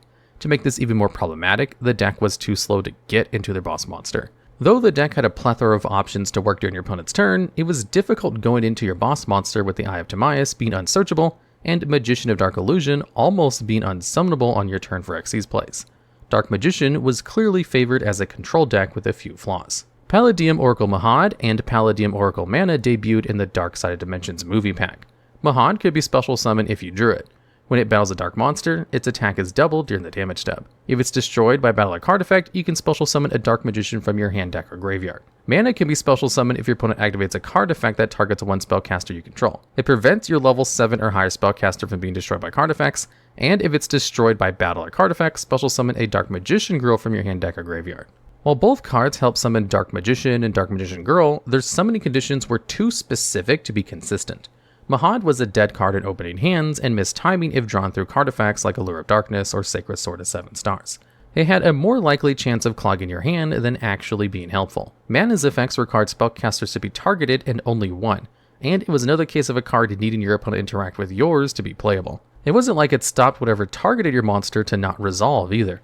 You'd just be playing a card that could possibly net you a Dark Magician Girl, which the deck didn't revolve around. The weirdest part about the Dark Side Dimension movie pack was that the card that helped Dark Magician the most was Dark Magic Veil, an indirect spell card that lets you pay 1,000 life points to special summon a dark spellcaster from your hand or graveyard. They might as well just put Dark Magician on its name, as this card has mostly seen play in just this archetype.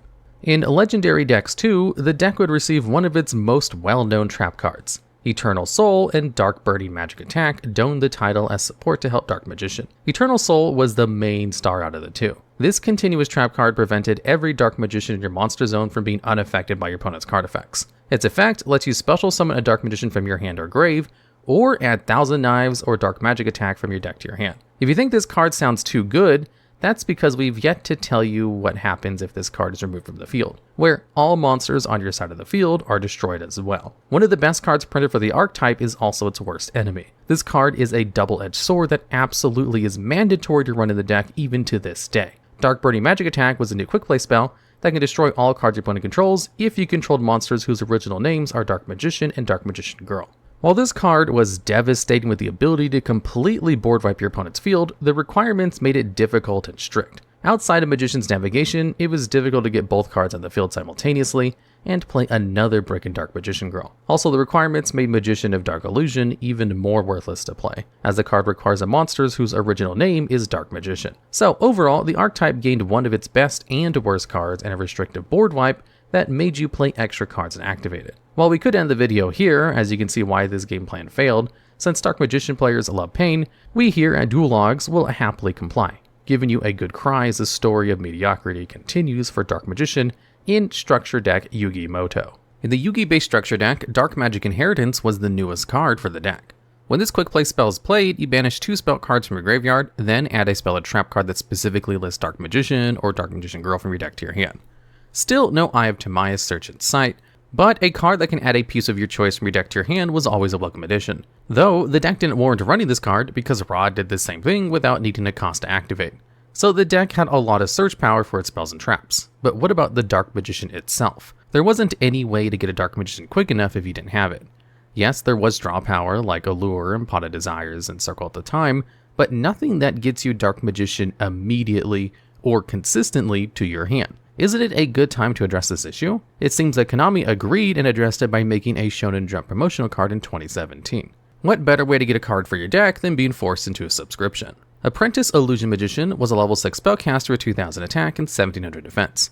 You can discard a card from your hand to special summon her from your hand, and when she's normal or special, you can add a Dark Magician from your deck to your hand. During either player's turn in the damage calculation, if a Dark Spellcaster monster battles an opponent's monster, you can send this card from your hand or field to the graveyard to boost that monster's attack by 2000. To say Apprentice Illusion Magician was a godsend to the archetype at this time was an understatement. The deck finally had a way to get to the star of the show, all while not losing their ability to still play Rod alongside Apprentice Illusion due to Apprentice's special summoning effect. Also, the attack boost effect helped your monsters get over monsters that tower over Dark Magician's attack power, like the Blue Eyes Chaos Max Dragon, which was a tough card for the deck to out since Magic Circle was not effective to max being untargetable, and its attack power standing at a whopping 4000. Now, to address the last elephant in the room, how would you protect your back row with cards from getting blasted into the Shadow Realm? Dark Magician the Dragon Knight answered that question in the Legend Dragon decks. Its materials were Dark Magician and 1 Dragon Monster. It's treated as Dark Magician while face up on the field, and while it's on the field, your opponent can't target your spell or cards with trap effects and can't destroy your spell or trap cards you control. Finally, Dark Magician players could live without fear of the Eternal Soul being destroyed and losing their board. With the card also being treated as Dark Magician on the field or in the graveyard as well, Eternal Soul could grant immunity from card effects and special summon if your opponent happened to have a way to out it. There's just one minor issue that Konami forgot while making this card. How are players supposed to make it? There was no dragon support that supplemented Dark Magicians without having a chance of being another brick. And we still had the ongoing issue of Eye of Timaeus not being searchable. To make this card meant more bricks to play in an already strict and struggling engine. To make things even worse, the rise of hand traps began to sweep through the TCG, with Ash Blossom and Joy Spring being introduced in the TCG of 2017, and Effect Veiler still being prominent in TCG. Dark Magician wasn't a deck made to go through multiple hand traps, let alone one of any choice. With the meta getting faster and decks like Zodiac and Invoke having faster effects and room to run other engines to make the deck more versatile, Dark Magician was utterly left in the dust, making it completely unable to compete with the meta. More importantly, it was still hard to summon Dark Magician on the first turn without cards like Dark Magic Veil at your disposal. However, by the time Dual Power came along in 2019, Dark Magician would have options to work for boss monsters. Dual Power really gave Dark Magicians, well, dual power, as it gave them a Ritual Monster, a new fusion, and 2 new spell cards to help facilitate Dark Magician Girl into your deck. Dark Cavalry was a level 8 fusion monster which required Dark Magician and a Warrior monster to be made. Cavalry gained 100 attack for each spell and trap card on the field and in the graveyard, inflict piercing damage, and when a card or effect targeted a card on the field, you could discard 1 card from your hand to negate the effect and destroy the card. Magician of Chaos was a level 7 ritual needing Chaos form to be summoned. It's treated as Dark Magician while on the field or in the graveyard, and if a spell or trap card effect is activated, you can pop 1 card in the field once per turn. If it's destroyed, special summon a Blackluster Soldier or Chaos monster from your hand, ignoring its summon conditions. Bond between Teacher and Student is a spell card that special summons Dark Magician Girl from your hand, deck, or graveyard if you control a Dark Magician. Then you can set either a Dark Magic attack, Dark Burning Magic, Dark Burning attack, or Dark Magic Twin Burst directly from your deck. Speaking of the newest style of Dark Magical attacks, Dark Magical Twin Burst was the newest spell from Dual Power. Target 1 Dark Magician you control, and then it'll gain attack equal to the number of Dark Magician Girls in the field or your graveyard until the end of your turn. So much variety was given to the archetype. What made it better was that even though the archetype couldn't go to Eye of Timaeus, they did get to Polymerization and Fusion Substitute due to Keeper of Dragon Magic. Players also would tech in Magical Ice Fusion to fuse resources from your graveyard to get extra deck monsters onto the field. Both these cards helped make Amulet Dragon and Dark Magician the Dragon Knight much more accessible, thanks to being a Dragon type. However, that didn't help with Cavalry because Cavalry needed a Warrior type monster as a requirement. The deck already had limited space and couldn't afford to run another brick. That would also be this deck's major issue as more support came along. Specific cards began to clash with the deck and didn't synergize mechanics-wise. If you wanted to run Magician of Chaos, you can't use Dark Burning Magic because it needs a card whose original name is Dark Magician. Need to run Dark Burning Magic, then say goodbye to Magician of Chaos as you'd need to tech in room for Bond and Dark Magician Girl, and less room for ritual powers like Preparation of Rites and Chaos Max. There was just little to no room to run all 3 forms of the deck, and if you did, there would be almost no way to get all 3 win mechanics together on the field. That's also not including the fact that by 2019, hand traps were in full effect, completely stopping decks that couldn't play through multiple ones. Dark Magician was, at this point, a first turn or bust deck that couldn't run all the support given without conflicting, and was, at this point, too slow. It really needed something that could help it get to the original Dark Magician or Dark Magician Girl while being able to keep up with the meta that establishes boards in the blink of an eye. That card was created in Legendary Duelist Magical Hero. Magician Souls was a level 1 spellcaster. You could send up to 2 spell or trap cards from your side of the field or hand to the graveyard to draw that many cards. And once per turn, you could send a level 6 or higher spellcaster from your deck to the graveyard to either special summon this card from your hand, or special summon a Dark Magician or Dark Magician Girl from your graveyard. There's a reason why this card is one of the best cards in the game to this date. It's a free body, an extender that helps you get rid of dead spells and trap cards like old magical circles on your field, and could get you a free Dark Magician or Dark Magician Girl based on what your needs are for your plays. This card made Dark Magicians shoot to the mountaintop. Oh, sorry, that was a typo. We meant Spirals and Eldritch. Basically, any deck that can run Magician Souls ran Magician Souls due to its sound effects, being an extender for Link and single plays, and even a graveyard setup for spells and traps that worked better in the grave. In fact, you could say it was one of the sole reasons that Spiral made another meta comeback, as combined with Spiral Master Plan by sending it to the grave to either use Quick Fix to fetch Big Red to bring back Master Plan, or use Magician's Effect to send the spells and traps to the grave to draw 2 cards, and then use their graveyard effects of rescues to bring back Master Plan. No matter how you chose to do it, you could do no wrong. 2 things can be taken away from Souls.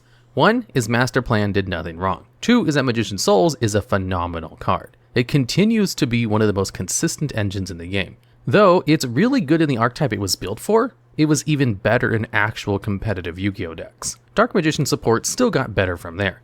The Dark Magicians was a fusion monster requiring a Dark Magician and a Dark Magician Girl, or a Spellcaster monster. Once per turn, if your opponent activates a spell or trap card, you can draw 1 card. And if it's a spell or trap card, you can set it face down to your side of the field, and activate it that turn. When the Dark Magicians leaves the field, you get to special summon a Dark Magician and Dark Magician Girl from your hand, deck, or graveyard. This was a great fusion for this archetype. No matter what spell or trap card your opponent decides to activate, you get a +1 and possibly a new card to activate if you draw a Quick Play or a trap card.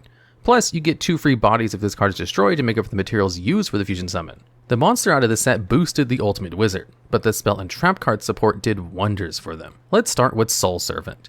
This is a quick play spell card that lets you place 1 card from your hand, deck, or graveyard that's Dark Magician, or specifically list Dark Magician on top of your deck. And during your main phase, you can banish this card from your graveyard to draw cards equal to the number of Palladia monsters, Dark Magicians, or Dark Magician Girls with different names on your field or in your graveyard. Secrets of Dark Magic was another quick play that lets you activate one of these effects. Either fusion summon 1 fusion monster from extra deck using monsters from your hand and or field, including Dark Magician or Dark Magician Girl as a fusion material, or ritual summon 1 ritual monster by tributing monsters, including Dark Magician or Dark Magician Girl, whose levels equal or exceed their ritual monsters. Finally, to round out the legendary hero support, Magician's Combination was their continuous trap card that can negate the activation of an opponent's card or effect by tributing a Dark Magician or Dark Magician Girl, then special summon a Dark Magician or Dark Magician Girl with a different name from the monster tributed from your hand or graveyard. If this card is destroyed while face up on the field, you can pop a card on the field. It's safe to say this is the best support for this archetype to date. In one set, they received one of the best engines in the game, a new fusion monster that lets you net pluses, a chainable spell card that organizes your decks and gives you draw powers that you can use on the same turn that you play it, a ritual and fusion spell all in one, and a negation, subsequently becoming a part of the staples Magician's Triangle play, an end board consisting of Magician's Circle, Combination, and Eternal Soul, plus 1 Dark Magician fusion monster, mostly being Dark Magician the Dragon Knight. Eternal Soul protects Dragon Knight, and Dragon Knight protects your back row with a special summoning and banish and a negate. So how do you lose with all this support? How do you fail in a meta as the franchise poster boy with all of this at your disposal? As much as your end board sounded great, it was inconsistent, as just trying to get to the setup cost so many resources. Even then, it was possible that you wouldn't get a full end board due to needing specific pieces. Just because you have a Magician's Souls and Magical Circle, you might still miss a piece due to whiffing on the circle or not having Rod. Maybe you don't have a bond between teacher and student and you don't get your Dark Magician Girl for combination. Or you just brick due to drawing Dark Magician who became a Garnet in his own deck the more support came out. Garnets and hard ones per turn cards had players seething, looking at multiple copies of certain cards like Circle or Eternal Soul. It also made it hard to run non-engine cards as your engine suffered from not seeing your combo pieces. So even though it can run cards like Secret Village of Spellcasters or Skill Drain, you'll clog up your regular end board more than help it. Let's not forget that Eternal Soul was still a massive liability on the field, even with Dragon Knight being in your arsenal, as the dragon options you had were not that searchable. It didn't help that the end board wasn't as threatening as it sounds, as by this point, almost any deck in the format can play through 1 negation and a card banishment. This would be the only combo this archetype would be known for years. This style would end up being dated and unable to hold up in the format. The deck was bound for Master Duel, casual play, and being amazing in Duel Links. At most, the impact it made on the meta was to give better decks Magician's Soul. However, Dark Magician would manage to impact the metagame again with another card that I'm sure everybody is tired of hearing about. Tin of Memories gave us one of the most powerful cards in the current game, Red Eyes Dark Dragoon. It takes a Dark Magician and a Red Eyes Black Dragon or Dragon Effect monster to make. Comes with 3,000 attack, 2,500 defense. And if you don't know what this card does by now, let's give you the skinny of it. It can't be targeted or destroyed by card effects. It can negate a card or effect by discarding 1 card and destroyed it, and giving it a 1,000 attack boost permanently. It can pop monsters on the field to inflict burn damage equal to the monster's original attack, and you can use that destruction effect up to the number of times as its fusion materials, which were normal monsters. Strength and Unity was their newest continuous spell card. Whenever you ritual summon or fusion summon using Dark Magician or Blue Eyes White Dragon, you can target 1 card your opponent controls or in the graveyard and banish it. You can also send this face-up card from your field to the graveyard to target a level 7 or higher normal monster in your grave and add it to your hand or shuffle into your deck. Destined Rivals was their newest trap card that negated the effects of all face-up monsters your opponent's side of the field into the end of the turn if you controlled a Dark Magician or Blue Eyes White Dragon. Imagine having an archetype with Magician's Souls and Dragoon in a deck specifically made for your deck, and your deck is still not a top deck in the TCG. Dragoon was remarkable in its archetype, and, like Souls, was way better in every other archetype that could make it. It was made even more runnable thanks to the degeneracy of Predaplant Verte Anaconda. This link too was easy to make with its requirements just being any to affect monsters, and you can pay 2,000 life points to send a poly or a fusion spell from your deck to the grave to have Anaconda become that card's effect. So, after players finish their end board, all they do is link it to Anaconda, send a copy of Red Eye's Fusion to the grave, and send their 2 normal monster garnets from their deck to the graveyard to get Dragoon on the field. Why make a big case out of this when Dark Magician could do it too? Simple. Other decks just made better and more threatening end boards with Dragoon. The deck still had the issues of using so many resources for setup that it was hard to make a complete end board and have Dragoon on it. Second, other decks had more consistency, making Dragoon without bricking, unlike Dark Magician, who had to incorporate room to run the other brick in their engine while battling the flurry of hand traps running rampant in 2020. Lastly, Dragoon is so good that it could be run in a deck solely based on Dragoon. Why go through all the hassle and strict deck building when you can just cut the middleman? Red Eye's Fusion was an easy Dragoon turn 1 insurgible thanks to Red Eye's Insight. If it was Ash, you could simply go the Anaconda route as planned and still get to Dragoon while setting up the back row. Strength and Unity never saw play due to its condition, and Destined Rivals was a simple one-up with a great payoff for its effect requirements, and an excellent target for Soul Servant to pop on top of the deck or grab Magician Circles or the Dark Magician's draw effect. All you have to do is ensure your Dark Magician is on the field. We have their newest support appear in the Tin of Ancients battles to continue with Dark Magician's Reign of Sadness. Magician's Salvation was a field spell that, on activation, lets you set an Eternal Soul directly from your deck. And if you normal summon or special summon a Dark Magician Girl, you can then target that monster to special summon a Dark Magician Girl with a different name than that monster targeted from your graveyard. The card gave players another way to go into Eternal Soul, and could get your magical duo if you summoned either of them to the field. Salvation made it easy for you to set up fetching 1/3 of the back row for the Magician's Triangle, and help with the requirements to make the Dark Magicians or set up the Dark Burning Magic. However, with this added to the deck, it becomes another game of getting all the resources again. Another piece meant another resource needed for an already cloggy and restrictive setup that already had a significant amount of hard once per turn spells and traps, and the ongoing issues of fetching all your pieces to get your full end board that was becoming more and more dated with each format. And it seemed that Konami wasn't hell-bent on fixing it.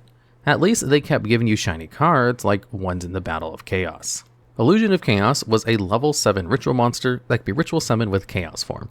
You can reveal this card from your hand to add a Dark Magician or a non-ritual monster that mentions it from your deck to your hand, then return 1 card from your hand to the top of your deck. Also, when your opponent activates a monster effect, you can return this card to your hand, special summon a Dark Magician from your graveyard, and if you do, negate the activation of that monster. Magic Karibo was a level 1 Fiend monster that lets you special summon a Dark Magician or Dark Magician Girl from your deck or graveyard by sending this card from your hand to the graveyard during the main phase or battle phase. If a face-up spellcaster you control is destroyed by battle or an opponent's card effect, you can add this card from your graveyard to your hand. Timaeus, the United Dragon, was a level 8 light dragon monster that lets you send 1 spellcaster or spell trap card that mentions Dark Magician on the field in your hand to the graveyard to special summon it from your hand. During the main phase, you can fusion summon using monsters from your hand or field as materials, including a spellcaster monster. Finally, Master of Chaos was a level 8 warrior fusion monster, needing a Dark Magician or a Chaos or Blackluster Soldier monster. If it's fusion summoned, you can target a light or dark monster in your graveyard and special summon it. You can tribute a light or dark monster on your side of the field to banish all cards your opponent controls. And if this fusion summon card is destroyed by battle or card effect, you can target a spell on your grave and add it to your hand. 2 cards stood out from the bunch that scream solid support. Timaeus was a viable built-in dragon monster that helped make the Archetypes' life easier by making fusion monsters with fewer steps.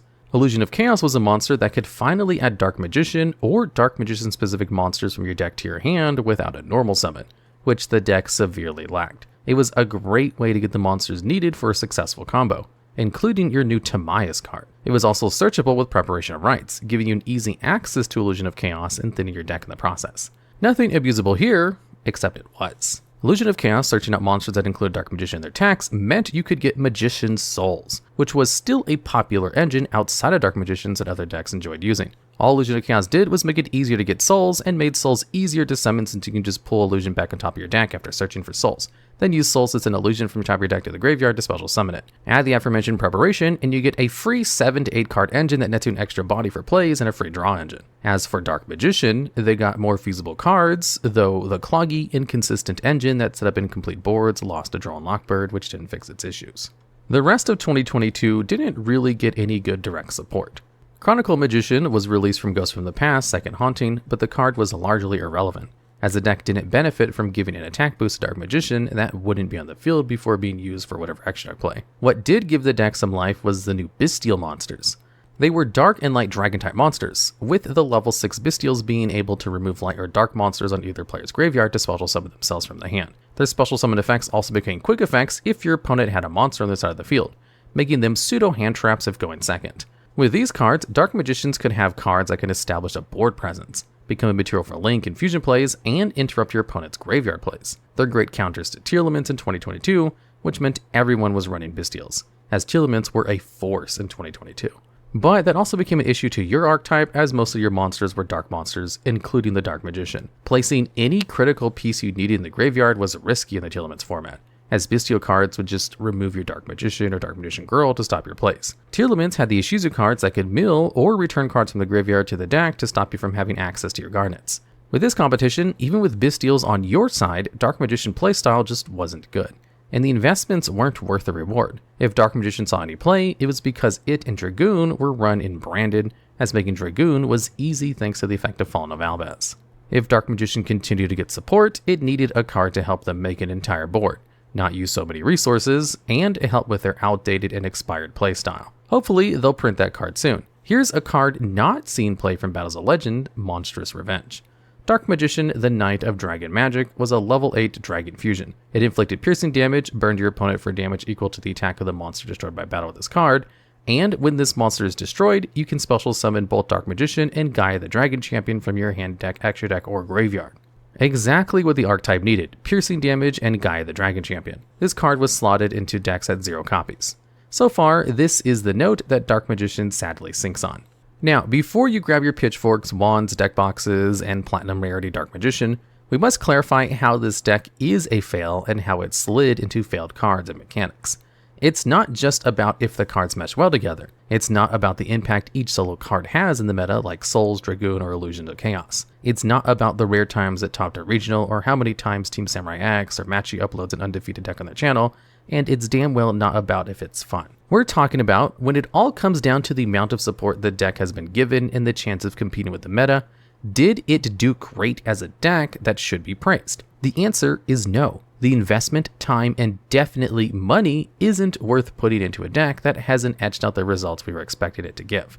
The end board is always one piece away, even with a good hand.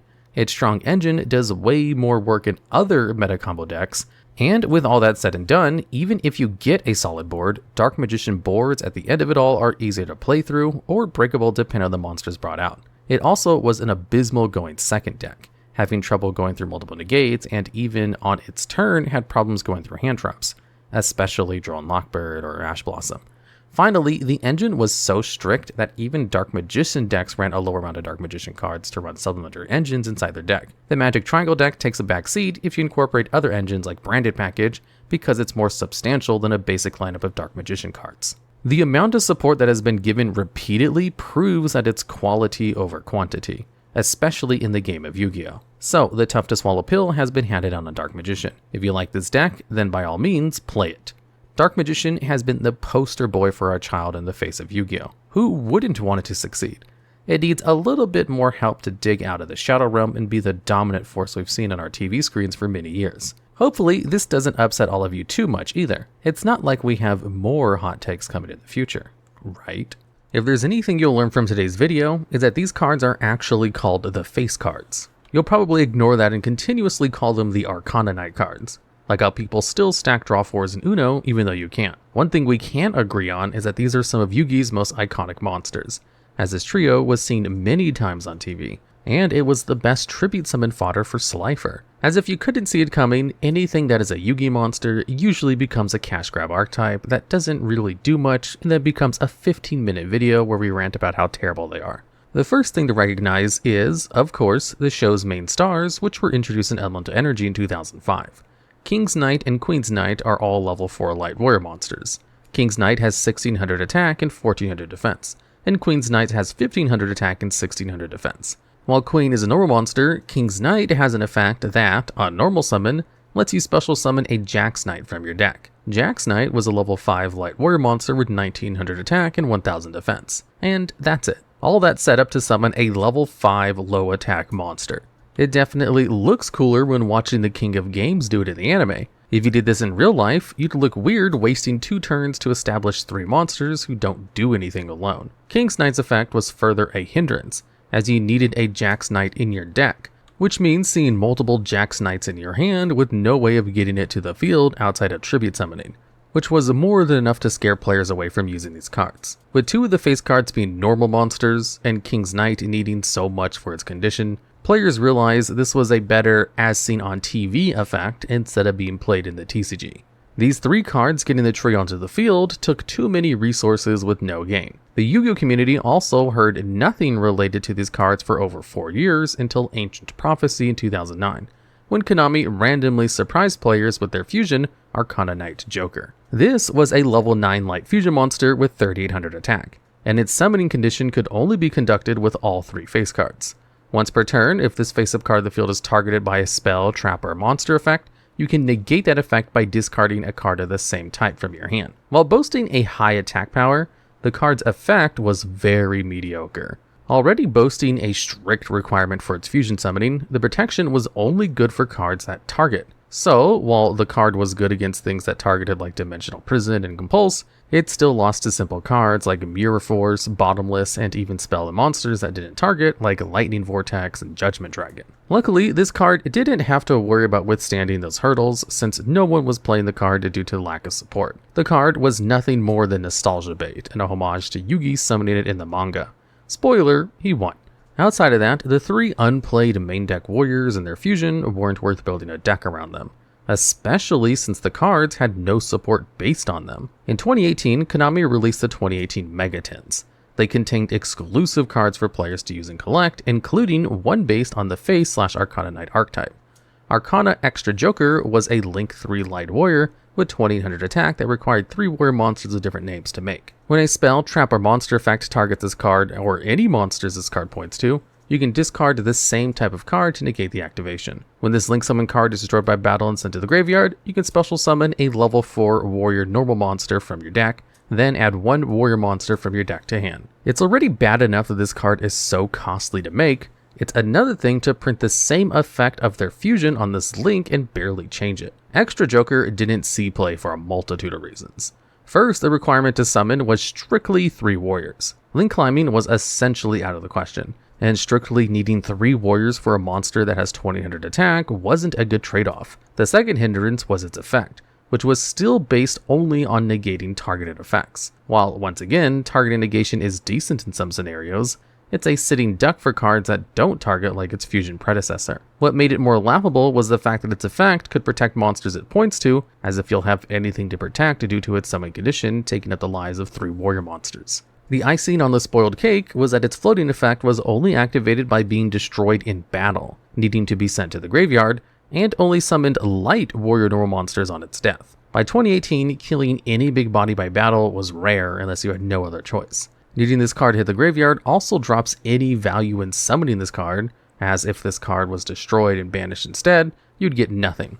Nothing may have been better than what you would get, which was a normal level 4 warrior monster and a warrior to hand, which coincidentally sounds like a perfect setup for a King and Queen's Knight combo.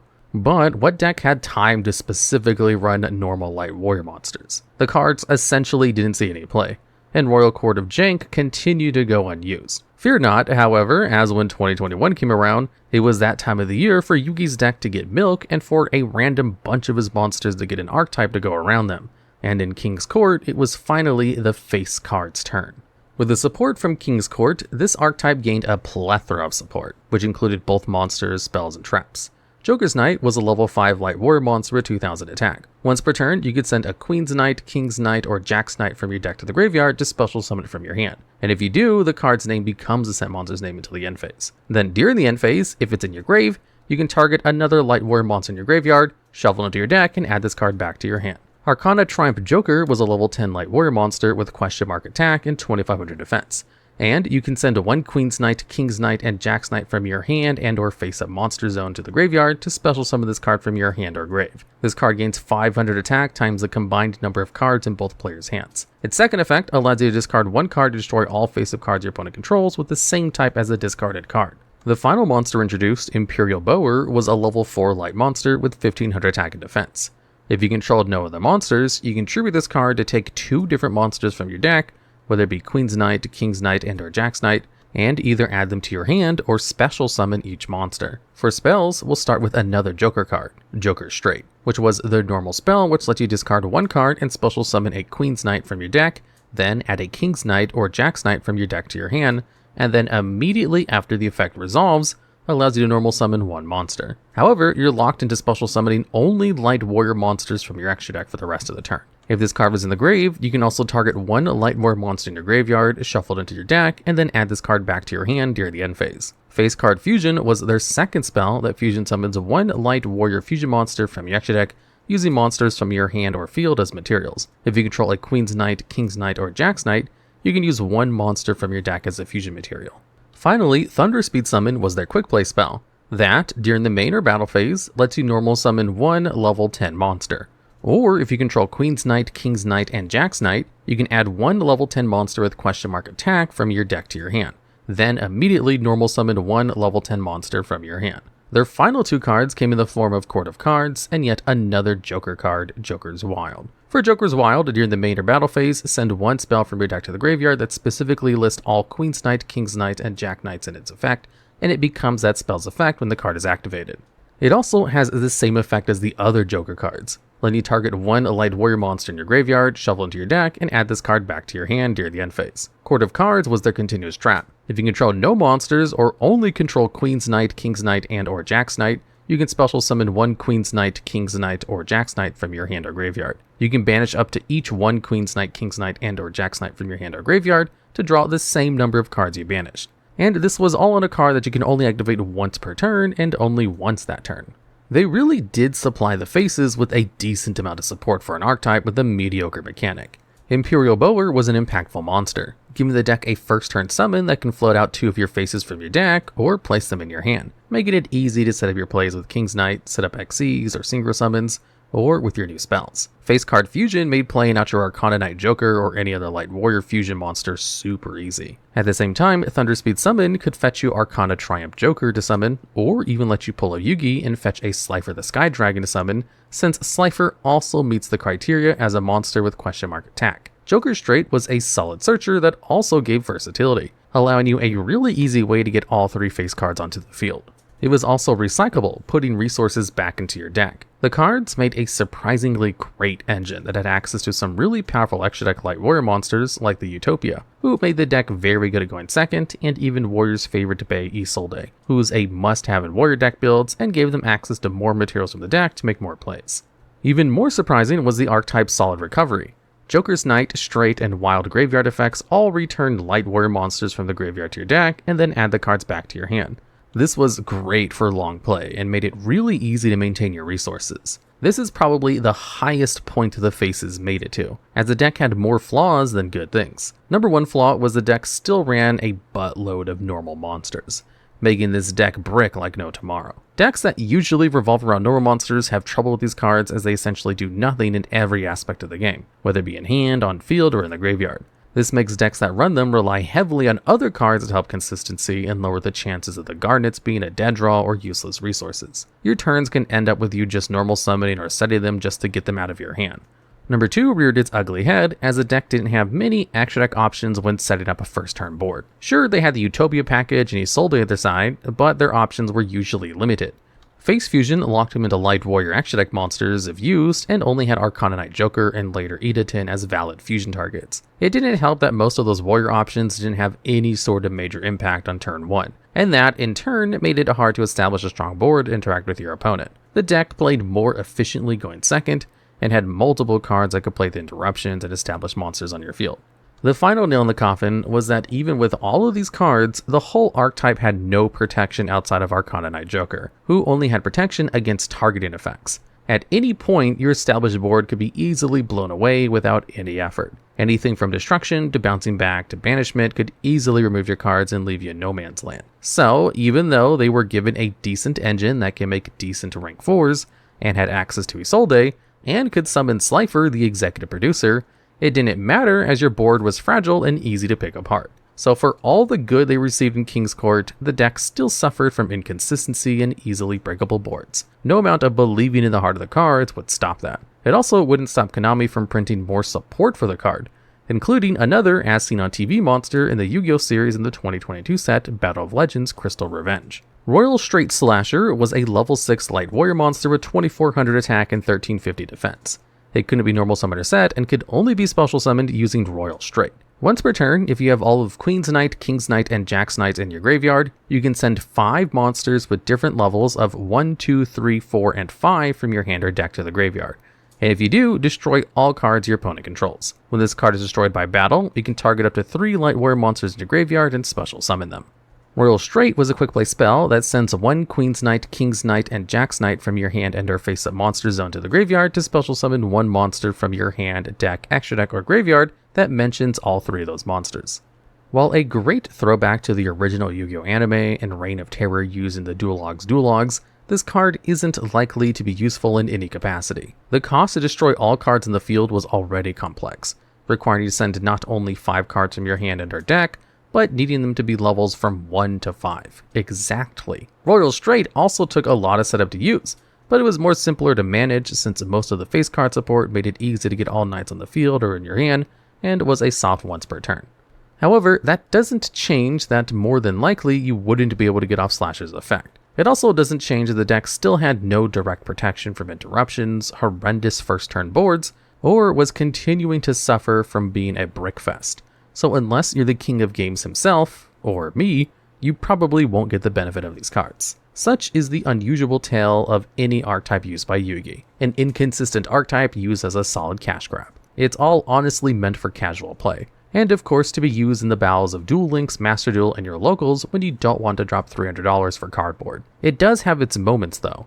The deck can pull off surprise OTKs, it can clear your opponent's boards, which makes summoning an Egyptian god monster easy with cards like Thunderspeed Summon. If that doesn't work, you can always pull out a Utopia double on the field and then crack the double or nothing on your opponent for a victory. Unfortunately, the flaws outweigh the good in this case because of the simple no-nos this deck has. Can't expect success with the deck filled with normal monsters, surrounded by no protection, and can't even access a strong board with the help of other generic cards. If you need to play cards with kings, queens, jacks, solitaire, I declare war, or anything concerning bicycle cards, will give you more success than playing with them. Such is the life of a deck that didn't even know what their archetype name was. For now, you can call it the newest archetype for the Hall of Fail. During the final arc of Duel Monsters, Yugi devised a cunning strategy in order to defeat Atem and allow for him to move on to the afterlife. This deck was made up of a bunch of different cards and archetypes that, in the anime, worked seamlessly together. But in the real-life TCG version of these cards, they never synergize as much as you'd hope. Thankfully, however, with the release of Shining Sarcophagus, Yugi's deck now actually functions as its own legitimate threat. So here's how it works. By activating the effect of Shining Sarcophagus, you could search for any card within the archetype, but if you have nothing else, it's best to grab Gadget Trio and normal summon them to the field. Because then you can cast Gadget Trio's effect to search for any of the deck's powerful spell or traps. One of the most powerful is Ties That Bind, which you can use to bring out both Silent Magician 0 and Silent Swordsman 0 directly from your deck. This is some great setup, as off of just one card you have a Spell Negate and Silent Magician 0, a negate of anything that targets your Shining Sarcophagus guard with Silent Swordsman 0, and Shining Sarcophagus itself is even a relevant piece of interaction, as if your opponent special summons a monster from the graveyard, you can discard a spell to send it right back. Although if you open a Gadget Trio and a Future Silence alongside your Shining Sarcophagus, you can pivot to an even stronger board. By getting access to Future Silence through either drawing it or through normal summoning a Gadget Trio, you can use this effect to add a Gandora G, the Dragon of Destruction, from your deck to your hand. Then, because you didn't spend your Shining Sarcophagus search, you can activate it and use the effect to grab Dark Magician, the Magician of Black Magic, and then special summon both it and Gandora to the field. After that, you can use Gandora's effect to wipe your own field, Shining Sarcophagus will remain, but everything else will end up being destroyed, and then you special summon out Silent Magician 0 from your deck. This seems like a huge resource sink, but now you get to trigger the on-destruction effects of your monsters. With Gadget Trio, you get the chance to summon Stronghold, the Hidden Fortress, while with Dark Magician, you get to special summon it back to your field and then use Secrets of Dark Magic directly from your deck, which you can use to fusion summon out Red Eye's Dark Dragoon during your opponent's turn by fusing Dark Magician with Gandora. So if you start out with Gadget Trio and Shining Sarcophagus, you'll end on your most important interaction with the Spell Negate and Silent Magician 0. and a way to counter Graveyard Revival with Shining Sarcophagus.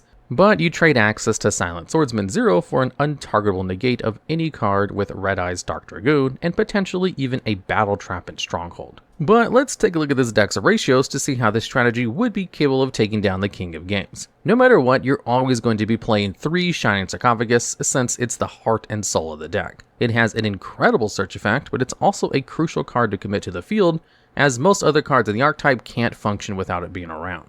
As a result, it's a card that you always want to see in your hand. And thankfully, Gadget Trio can also add it, or any other spell or trap card that mentions Shining Sarcophagus whenever they're summoned, giving them crazy versatility, which is why you also play them at 3 copies. Likewise, Future Silence represents any monster you could want, which makes it yet another great playset to include because it's not just a great way of getting to your extenders or payoffs, it's a great way of starting your combo too, since you can also grab Gadget Trio. In general, you always want to see at least one of these cards in your opening hand, as they act as the key pieces that get you to any part of the deck that you could need, while letting you set up Shining Sarcophagus along the way.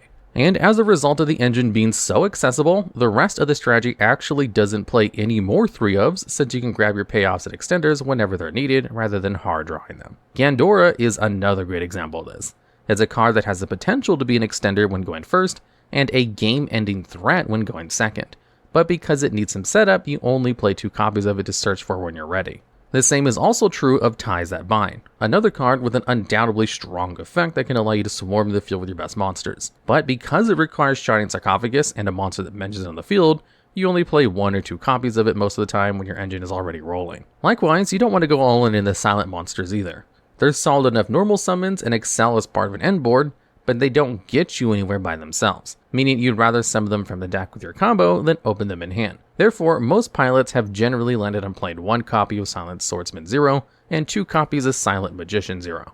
And to make those silent monsters even stronger, it's a good idea to play 1 to 2 copies of Turn Silence, as it can protect your combo or strengthen your end board. But like the deck's other payoffs, it can only shine if you have set up for it already. And the final 2 of that you should always have in your deck is the strategy's latest boss monster, Dark Magician, the Magician of Black Magic, which you should play alongside either a copy of Secrets of Dark Magic or Destined Rivals, as they're the best usable targets for its effect. That just about covers the more mandatory pieces of the strategy, but there are still some other interesting options available to you if you're willing to commit the deck space for them. Stronghold the Hidden Fortress, for example, is a card that can make your Gadget Trio a little bit stronger, as you can set it from your deck with their effect on destruction, which is why it's sometimes played at 1 copy. However, because its removal effect is so battle phase oriented, it's usually skipped out on.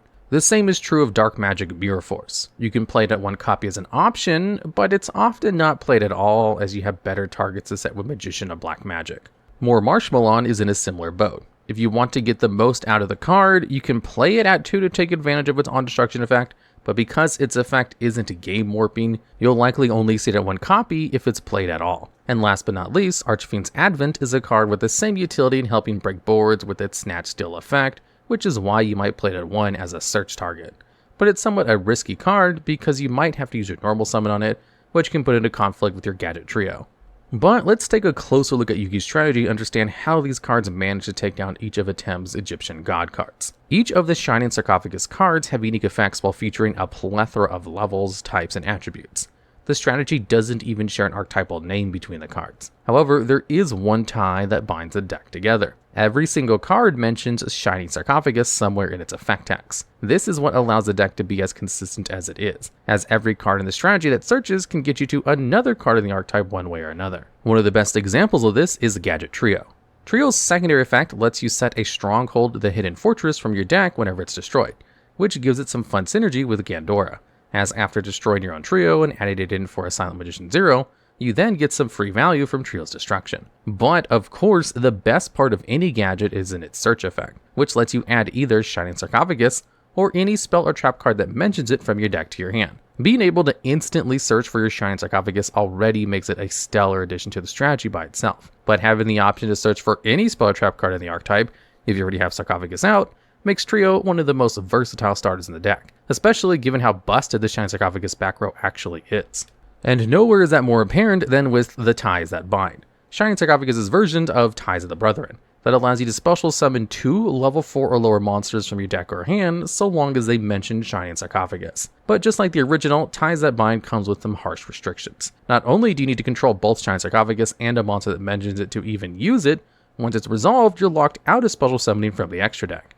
However, this is often worth it, as Ties is usually going to be one of the last things you do on your turn, as it's best used to special summon out your best level 4 or lower end board pieces. Now, there's currently only 4 potential targets that you can bring out with Ties, but each of these options have their own specific utility depending on the situation. If you haven't used Trio's search effect yet, then bringing them out from your deck can sometimes help you out in a pinch and let you get an extra search if you didn't happen to open them. Alternatively, you could be tempted to bring out a more Marshmallow if you really need to protect your field from battle.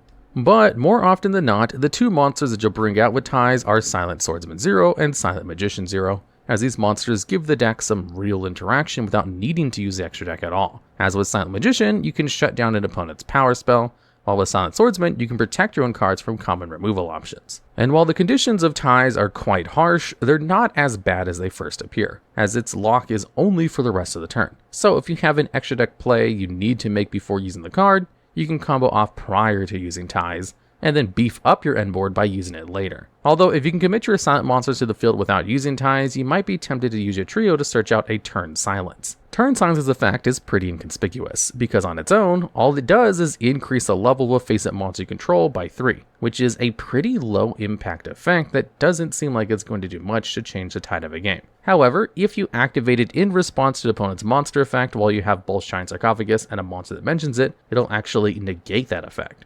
This is crazy, as it's just a flat out negate that you can use both on your turn to protect your plays as an in-archetype crossout designator, or to stop your opponent's plays by using Turn Silence in response to their most critical monster effects. It even has a really solid extra effect too, that most people usually forget, as if your Shining Sarcophagus monster battles, you can banish it from your graveyard and just straight up end the battle phase the moment you feel your monsters or your life points are being threatened, putting a stop to an opponent's potentially lethal OTK so that you can make it to your next turn for a counterattack. The only real downside to Turn Silence is that, like Ties That Bind, it needs your board to be ready for it if you want to get the most out of it, which is why it's often better as a card to be added with a Shining Sarcophagus or Gadget Trio when you already have everything else you need to combo.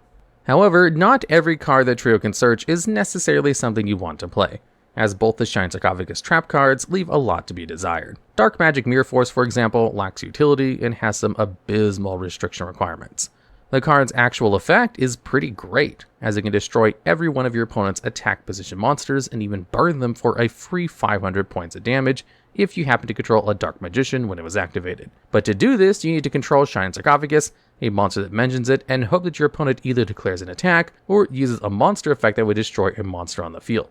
This is a lot that has to go right if you want to use the card anywhere outside of the battle phase, with its usefulness being determined entirely by what your opponent does, and because it's a card that you'll either be searching with Trio or setting with Magician of Black Magic. Your opponent is going to know what to do to avoid accidentally triggering its effect at a pivotal point during their turn. And while it's nice that you can still use it as a battle trap if they don't play into it, then you're basically just using a more conditional version of Mirror Force at that point without the surprise factor the card is known for. The original trap card of the deck, Stronghold the Hidden Fortress, isn't much better either. It's a trap monster that can summon itself at any point, and even has the potential to be an impressive beatstick, as it gains 1,000 points for every Shining Sarcophagus and every monster that mentions it that you control, including itself. But for as powerful of a beatstick as it could be, its effects as a monster are unfortunately weak, and easy for your opponent to avoid. It's basically just another battle trick. As well as a monster, if your opponent declares an attack while you control Shining Sarcophagus, you get to destroy that monster. This is far from amazing, especially in a strategy with better battle phase focused effects already available to it, which makes it really redundant even within its own archetype. However, Stronghold has one key point in its favor. It's the only card that you can set with the on-destruction effect of Gadget Trio, so you can technically use it as an extra layer to your end board, although it likely won't be the reason you win a duel. However, one card that you'll be more than happy to use your Trio or Shining Sarcophagus search on is Future Silence, since it has a simple but powerful effect that lets you add any monster that mentions Shining Sarcophagus from your deck to your hand. This gives you yet another great way of accessing any card you could want within your strategy, letting you grab your best extenders and payoffs to fit the game state you're currently in, And the best part is that Future Silence's utility is strengthened by the existence of Gadget Trio and vice versa. You see, while Future Silence is limited to searching only monsters within the deck, you can use its effect to grab Gadget Trio, which can then add Shine Sarcophagus or a spell or trap card that mentions it, effectively making it so that Future Silence can search for your back row if you use Trio as a bridge.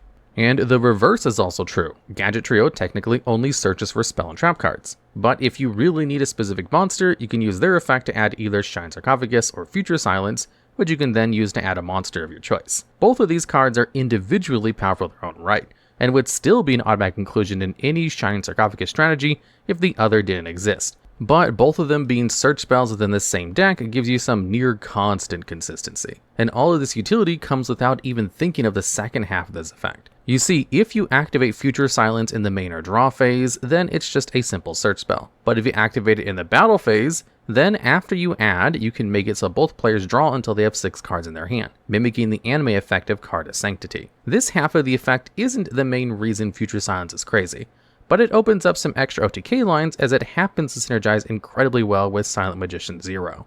Because whenever your opponent draws a card while you control Silent Magician Zero, you get to increase their level by the number drawn, which seems like it doesn't do much at first. However, Magician Zero has a continuous effect that makes them gain attack equal to the difference between their current level and original level times 500. This includes when your opponent draws a card for turn, but also means that if your opponent is forced to draw by the effect of Future Silence, then you have the potential to increase on Magician Zero's attack by 3000 with just 1 card. And while giving your opponent 6 cards for free would usually be a huge downside, if you can get lethal on board, card advantage won't matter too much. Although this OTK is just a bonus. Silent Magician Zero's main strength is actually that it's one of the best interactions the deck has available in Archetype, as if your opponent activates any spell card or effect, you can negate it at quick effect speed so long as you control Shine Sarcophagus, and then increase Magician Zero's level by 1. Like with Turn Silence, Magician Zero's negate comes with dual utility. You can use it to disrupt your opponent's best spell-based playmakers by negating the likes of Branded Fusion or Emergency Teleport, which can do a lot to help prevent your opponent from building their board. Or you can use it to protect your own field from your opponent's best board breakers, using Magician Zero's negate to prevent a triple tactics talent from resolving so that you can keep using your monsters, or stopping a Harpy's Feather Duster that would clear away your Shine Sarcophagus and the rest of your back throw. And it's this general usefulness that makes Silent Magician Zero a priority to bring to the field. It's not a turn-ending card that wins games on its own, but when used with the deck's other endboard pieces, it becomes a genuine threat. And Silent Swordsman Zero makes for some great backup. Swordsman's effects are similar to Magician's, but they have their own unique quirks. Instead of increasing their level whenever their opponent draws a card, their level gets increased by 1 during each standby phase. And like Magician, Swordsman also gains attack equal to the difference between its current level and original times 500. But instead of negating an opponent's spell effect, Swordsman can only negate effects that target either Shine Sarcophagus or one of your Shine Sarcophagus monsters. And then after you negate that effect, Swordsman level is increased by 1.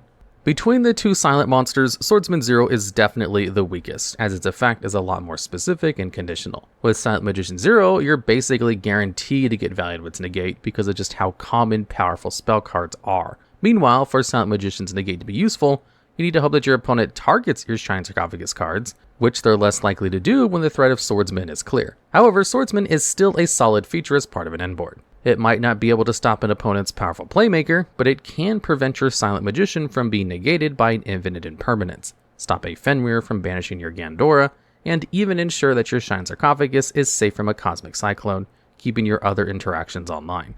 On its own, it's easy to see Swordsman as a card that might as well be a vanilla beatstick.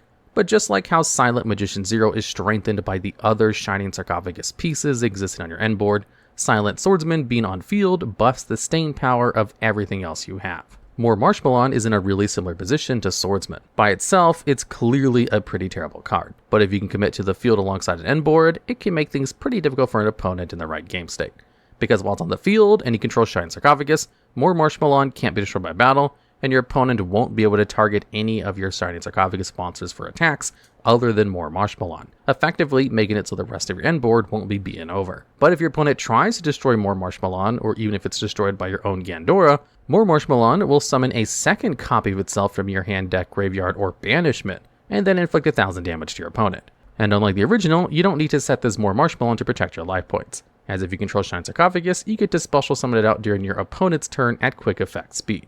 If you can get a more Marshmallow into your hand or into your end board, it's undoubtedly a positive effect that buffs your monsters by making it hard for your opponent to use the battle phase as an effective resource, as it blocks your opponent from OTKing you and keeps your monsters safe. And it can be especially infuriating to an opponent if you're playing multiple copies of it to take advantage of its on-destruction effect to keep it on the field no matter what.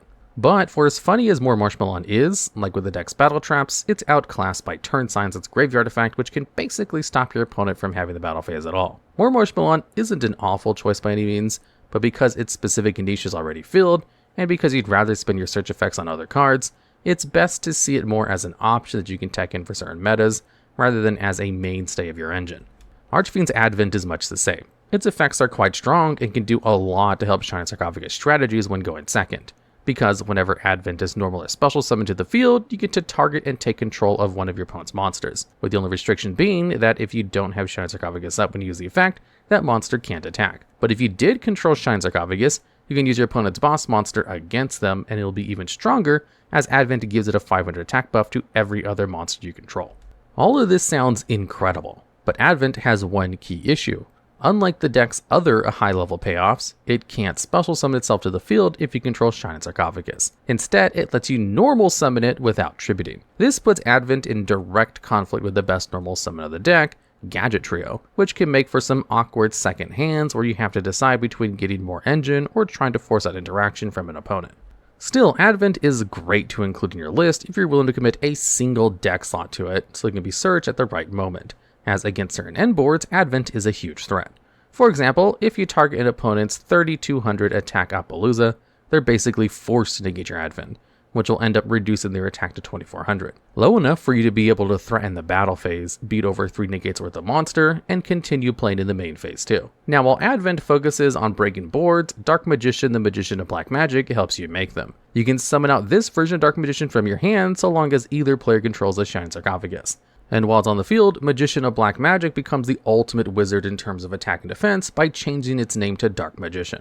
But this version of Dark Magician isn't vanilla, because if it's destroyed by a card effect and there's a level 5 or higher monster in the field, you can special summon Magician of Black Magic back to the field and then set a spell or trap card that mentions Dark Magician directly from your deck. This effect seems really conditional at first, but it's simple to trigger, as the main way you'll be using this Dark Magician is by destroying it with the effect of your level 8 Gandora G, which you'll be using anyways to get Slime Magician 0 from your deck. Now, you could use this effect to set Dark Magic Mirror Force if you happen to be playing it, but given how awkward it is to use, it's better to set a piece of Dark Magician focus back row that better synergizes with Magician of Black Magic. One of these options is Destined Rivals, a Dark Ruler No More on a trap card that negates the effect of every face-up monster your opponent controls, which is an excellent piece of interruption that's going to be hard for your opponent to play around since you can activate at any point during their turn, giving you the opportunity to blanket negate an entire board. However, more commonly, you'll see Secrets of Dark Magic set because you can fuse away your Dark Magician with your Dragon Effect monster in Gandora on your opponent's turn to summon out a Red Eyes Dark Dragoon, an untargetable, indestructible Omni-Negate that can apply a ton of pressure. You won't be able to access Dragoon's removal or burn effects because you didn't use a normal monster as a fusion material, but having a more universal piece of interaction does an amazing job of backing up your silent monsters, and making the Shining Sarcophagus end board even more threatening. But in order to get to Dragoon, you'll need to bring out Gandora G, the Dragon of Destruction. Thankfully though, Gandora is one of the best cards in the whole strategy, as it's capable of acting as a way to break your opponent's board, make your own, or even both at the same time. Gandora can special summon itself out to the field for free so long as you control a Shining Sarcophagus. And while it might seem pretty weak for a boss monster, it gains 300 attack for every banished card. But the most busted part of Gandora is its other on-field effect. By paying half your life points, you can destroy every other card in the field, and banish them in the process.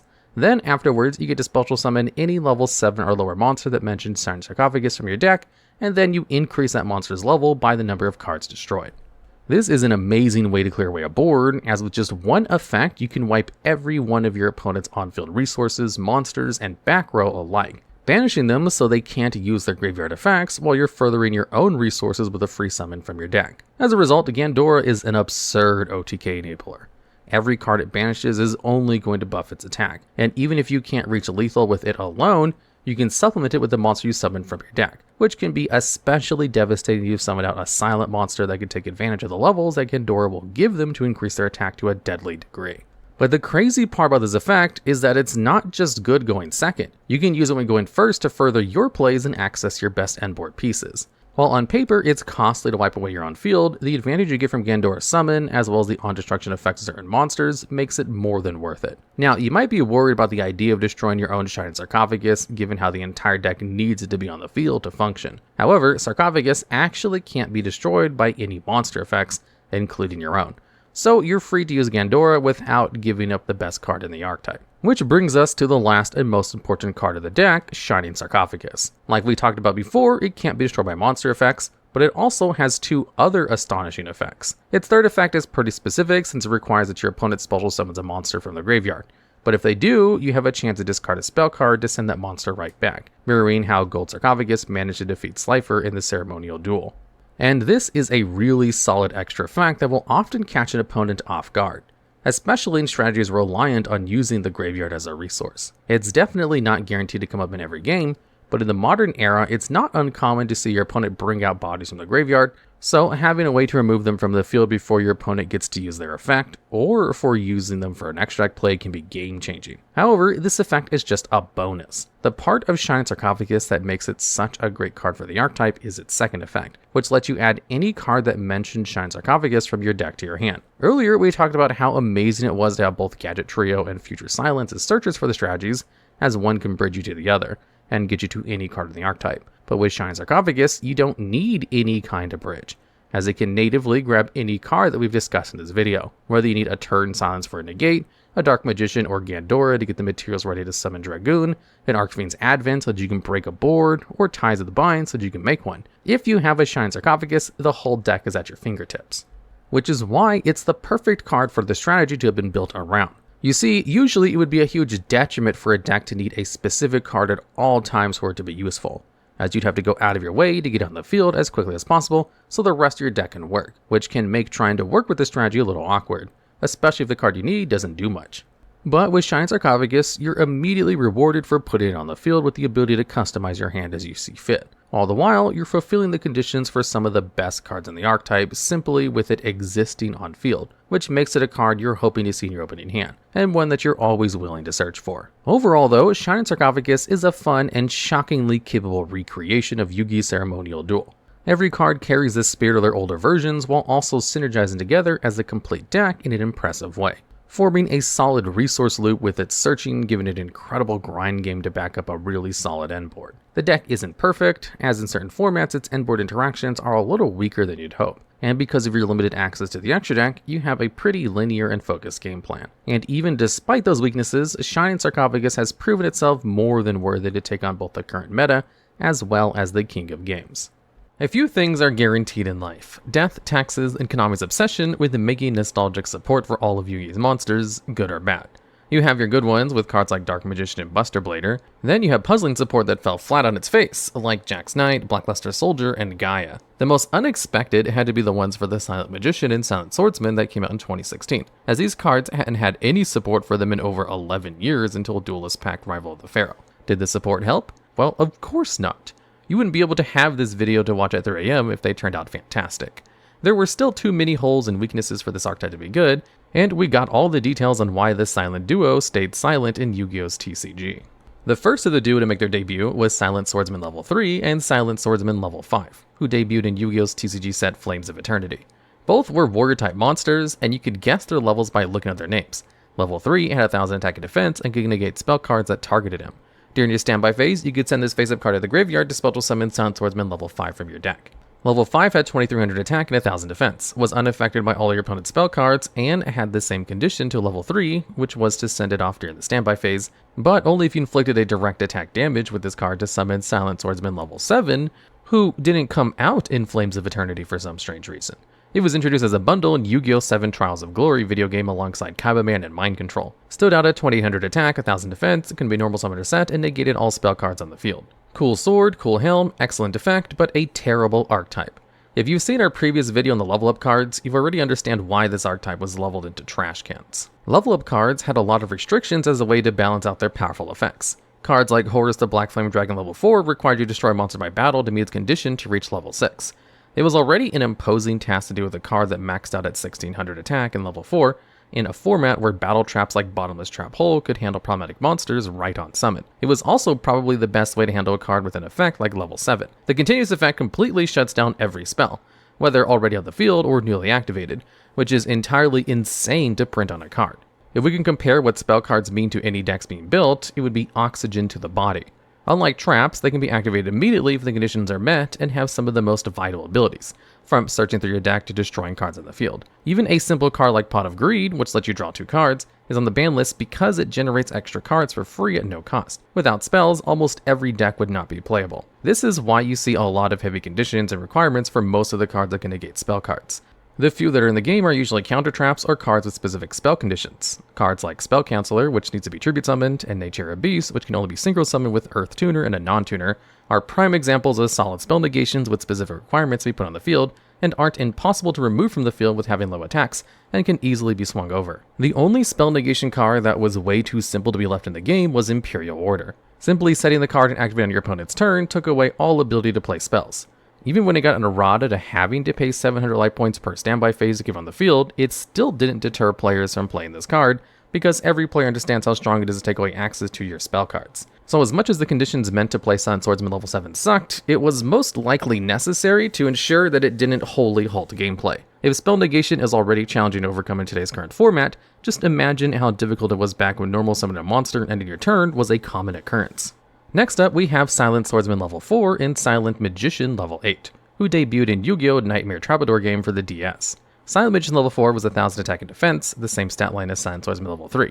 Every time your opponent draws a card, it gains a spell counter. It also gained 500 attack for each spell counter it had. To level it up, this card had to be sent to the graveyard during the next standby phase after it had 5 spell counters to summon level 8. Silent Magician level 8 was 3500 attack and 1000 defense.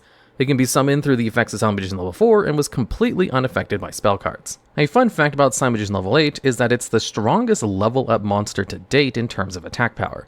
And only the Silent Magician and Dark Mimics are the only level up cards with only 2 cards for their level up.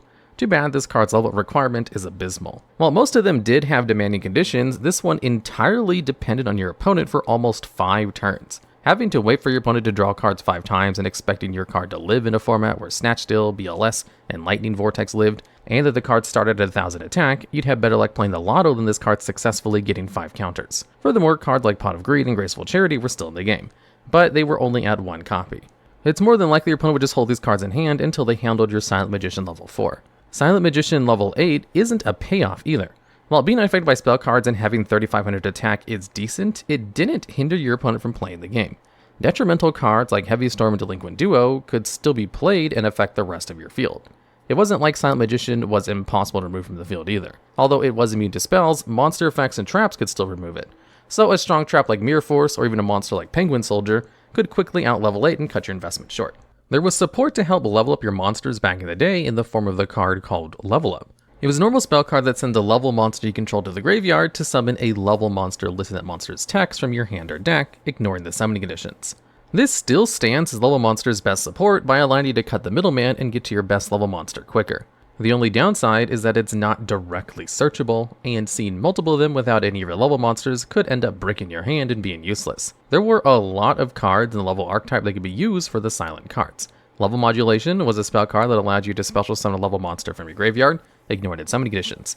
Still, it couldn't attack or activate its effect on the turn, and your opponent draws 2 cards. While it sounds like you found a hack to summon your strongest silent monster without having to go through the hoops, the rules of Yu-Gi-Oh! Made sure to snuff this from happening, as cards with conditions that ignore summoning conditions from the graveyard can only bring out those monsters if properly special summoned first. So even though Level Up could bring out a level monster ignoring its summoning conditions, regardless of whether it was properly summoned, Level Modulation couldn't, because the rulings of where and when a monster's special summoning conditions can be ignored vary on where the monster is coming from. If you needed more reason not to play level monsters, an excellent, confusing ruling should be enough to coax you. Level also gained another weird card in Level Down, a quick play spell card that you can kind of figure out what it does. It is the complete opposite of Level Up. Return the monster to the deck and summon the level counterpart from the graveyard, ignoring its summoning conditions. This is a card you would never play, as you'd be out of your mind wanting to level down your hard-earned level monster. Its gimmick costs too much investment and effort to warrant seeing any play, especially if the monster's requirements for its leveling were already challenging in the first place. Overall, the archetype wasn't consistent to build or play. The effort wasn't worth the reward, and if you never saw level up at any point in the game, you were painfully trying to make sure monsters stay in the field long enough for you to get the necessary conditions. Even for a format like GOAT format, there were too many ways to remove monsters and stronger monsters that could easily punch your monsters in the face or remove them from the game via effects. So all level monsters, including our duo, didn't do anything on release. In September of 2016, Duelist Pack Rivals of the Pharaoh was released. The pack contained tons of nostalgic cards seen in the first season of Yu-Gi-Oh! And support for the Silent Duo. 5 cards were given to the Silent Duo with 3 monsters and 2 spells. Both Silent Swordsman and Silent Magician got specific support for their level lines in the creative form of Silent Swordsman and Silent Magician. Both had 1000 attack and defense and were level 4 light monsters. Silent Swordsman could only be special summoned from the hand by attributing a warrior type monster on the field. Once per turn during the standby phase, it gained a permanent 500 attack boost, and could negate the activation of a spell card once per turn. Whenever it would be destroyed by battle or an opponent's card effect, you could special summon a Silent Swordsman monster from your deck, ignoring its summoning conditions. Silent Magician pretty much did the same thing, except it could only be special summoned by attributing a spellcaster monster. When it's destroyed by your opponent's card effects or battle, you could special summon a Silent Magician monster from your deck, ignoring its summoning conditions. Silent Paladin was a level 4 warrior with 500 attack and 1500 defense. When normal summoned, you can add a Silent Swordsman level 3 or Silent Magician level 4 from your deck to your hand. Whenever a spell would target exactly one monster in the field during either player's turn, you can negate its activation. If this card is destroyed by opponent, either by battle or card effect, you can target a light level monster in your graveyard and add it to your hand. All 3 of these cards were solid additions to the Silent Duo series, giving you monsters that could easily float into any level monster you choose and give you a free spell negation once per turn as a bonus. However, by the time this card came out, level monsters were a thing of the past, and the game had archetypes that were way faster and more consistent than the level monsters. By 2016, cards that depended on your opponent to destroy them were considered slow, whether by battle or card effects. It's way more effective to pop your monsters whenever you see fit, so you can gain the effects when you need them and not have to worry about your opponent using another method removal on your searchers. This theory is proven true in multiple of decks like Cosmos, Dinosaurs, and Unchained, which have numerous effects that activate on being destroyed by card effects, including your own, adding more consistency to their play and allowing them to establish their board more early on and to their liking. With Silent Magician, Silent Swordsman, and Silent Paladin, there wasn't any ability to do that because their card effects left all the decision in your opponent's hands. With so many other options available in Yu-Gi-Oh! That weren't just by destruction and battle, you rarely see any chance to put your strongest level monster in the field with the Silent Monster's effects. The only way you could possibly get their summoning effects off was by ramming your monster into your opponent and praying that your opponent would let it go through without responding to their effects. So even though this improved how you'd usually summon Silent Swordsman or Magician, it was still inconsistent. You'd have to pray that your opponent didn't want to read the card. They also introduced signature spells for each of the members of the duo. Silent Sword Slash was a quick play spell that lets you target one of your Silent Swordsman monsters and give it 1500 attack and defense. And if it does, your card would be unaffected by your opponent's card effects for the rest of the turn. Its activation and effect also couldn't be negated. To make this card even more epic, you can banish it from your graveyard to add a Silent Swordsman monster from your deck to your hand. Silent Burning was also a quick play spell, and its effect and activation couldn't be negated and removed from the graveyard to add a Silent Magician from your deck to your hand. What made it different was that it needed a Silent Magician monster and could only be activated during the battle phase when your opponent had fewer cards in hand than you do, where each player would then draw until they have 6 cards in hand. Could you guess which one of them got the cooler card? Silent Sword Slash took the cake and ate it at the same time. Your Silent Swordsman becomes an unstoppable force by boosting its stats and making it immune to your opponent's card effects at any time. So if your opponent wanted to torrential tribute or remove your monsters by any means, you could simply slap down this card without worrying about it being negated. However, your opponent could respond with another effect in chain to try to get rid of your swordsman before Silent Sword Slash resolves. Also, even though the immunity was only until the end of the turn, the attack boost was permanent. So regardless of whether you had the retrain, a level 5 or a level 8, you had a monster with well over 2500 attack. This card was sound all around. If only we could say the same for Silent Burning. Understandably, the effect was supposed to help get your Silent Magician level 4 into level 8, but the drawbacks were horrendous. For one, the card was only activatable during the battle phase as a way to prevent this card from being abused during the main phase, and to balance out that this card is a soft once per turn, even though it would have been better to just make the card a hard once per turn. But what do we know? We're just filthy casuals. The most egregious act was that this card needed your opponent to have fewer cards than you to activate. You were helping your opponent replenish their hand to gain spell counters to level up, making this a terrible trade-off. So if your opponent enters a battle phase with just 1 card and you had 4, who gets rewarded with 5 new cards as they attempt to finish you for game? Furthermore, isn't it a redundant card even if you get 5 spell counters? You'd still have to wait until your next standby phase to level up. So regardless of whoever's battle phase it was, you'd still have to wait a turn, unless you have level up. There was nothing good about this card to get Silent Magician level 8 to the field quicker, especially when it benefits your opponent more than it does you. 4 out of 5 cards being playable for the archetype wasn't bad though. Out of both the Silent duo monsters, there was no doubt that Silent Swordsman was the better of the two. The upside of potentially getting a walking, talking Imperial Order is way more appealing than just being unaffected by spell cards. Why be unaffected by a few spells when you can just negate them all? Although the Silent Magician level up line was shorter, its condition was more demanding and entirely dependent on your opponent drawing cards. This can also backfire if your opponent had decks with direct search. Most of Silent Swordsman had a bit of complexity, but requirements were more accessible to meet, like level 3 just needing to exist until the standby phase on your turn, and level 5 requiring you to do direct damage. Let's not forget that Silent Sword Slash was an absolute unit of a card. Immunity for any Silent Swords monster, a permanent attack boost not being once per turn, can search for any Silent Swordsman monster, trumps helping your opponent add a fresh set of cards to their hand. Silent Swordsman was more rewarding to play and seemed better supported than Silent Magician. That's how the competitive meta sees the archetype, but surprisingly, it was completely different from how the Duel Links meta saw these cards. In Duel Links, Silent Sword Slash and Silent Magician were strong techs would introduce. Silent Sword Slash helped decks enable OTKs due to the attack boost and its protection. And in Duel Links, you start with the 4,000 life points in a 20 card deck instead of 8,000 life points in a 40 card deck like in the regular TCG. You didn't even need the whole level of Silent Swordsman, as the combo just required you to play level 3 alongside Cursed Bamboo Sword, a Bamboo Sword of your choosing, and 2 Silent Sword Slashes so you could attack your opponent directly for the OTK. You could even get away with just using 1 Silent Sword Strike in the OTK, as long as you had another card that could increase its attack power, like Backup Rider, to ensure your monster climbed over 4,000 attack. This OTK was so consistent that Silent Sword Slash is still semi-limited in Duel Links to this day. It still sees play in certain decks alongside the retrained Silent Swordsman in decks that can run warriors like Joker Knights, who can easily be tributed to put Silent Swordsman on the field and use cards like Arcana Trump Choker or Joker Straight to discard the Sword Slash to search for Silent Swordsman with its graveyard effect. The fact that decks still main deck this card when it's semi-limited over meta staple cards speaks volumes, as if you run semi-limited cards in Duel Links decks, you can only play 2 semi-limited cards total in your entire deck. So if you wanted to run 2 sets of semi-limited cards, you can only run one or the other or one of each. Silent Magician also did well in Duel Links. It was a free spell negation that gets stronger every standby phase with the manageable summoning condition and tributing a spellcaster, making it splashable in decks with high spellcaster counts like Spellbooks, Magician Girls, and even Pendulum Magicians. And could still float into a level 8 if it's destroyed by your opponent. Needless to say, Duel Links was the perfect place for them to succeed and see play.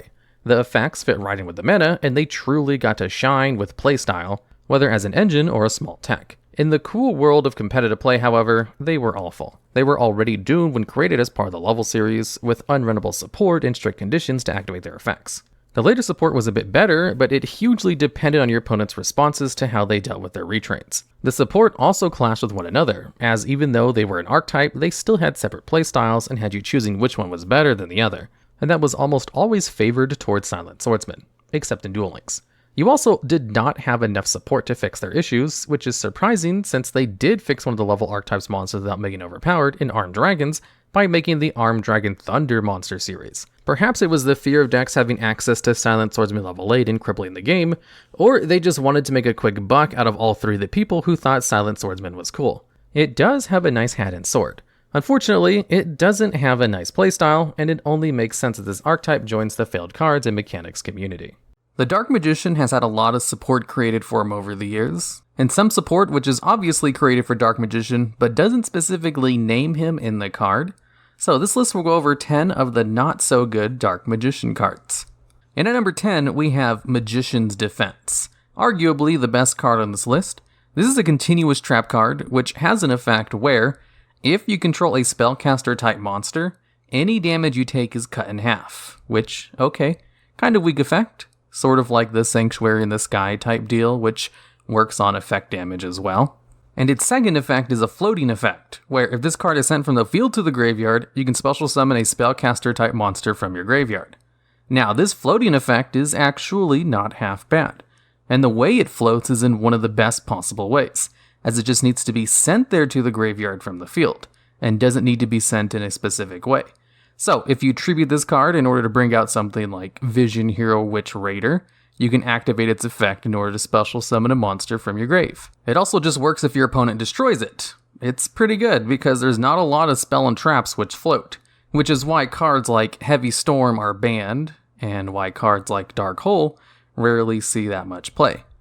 There is just a significant more amount of monsters which float than there are spell and traps.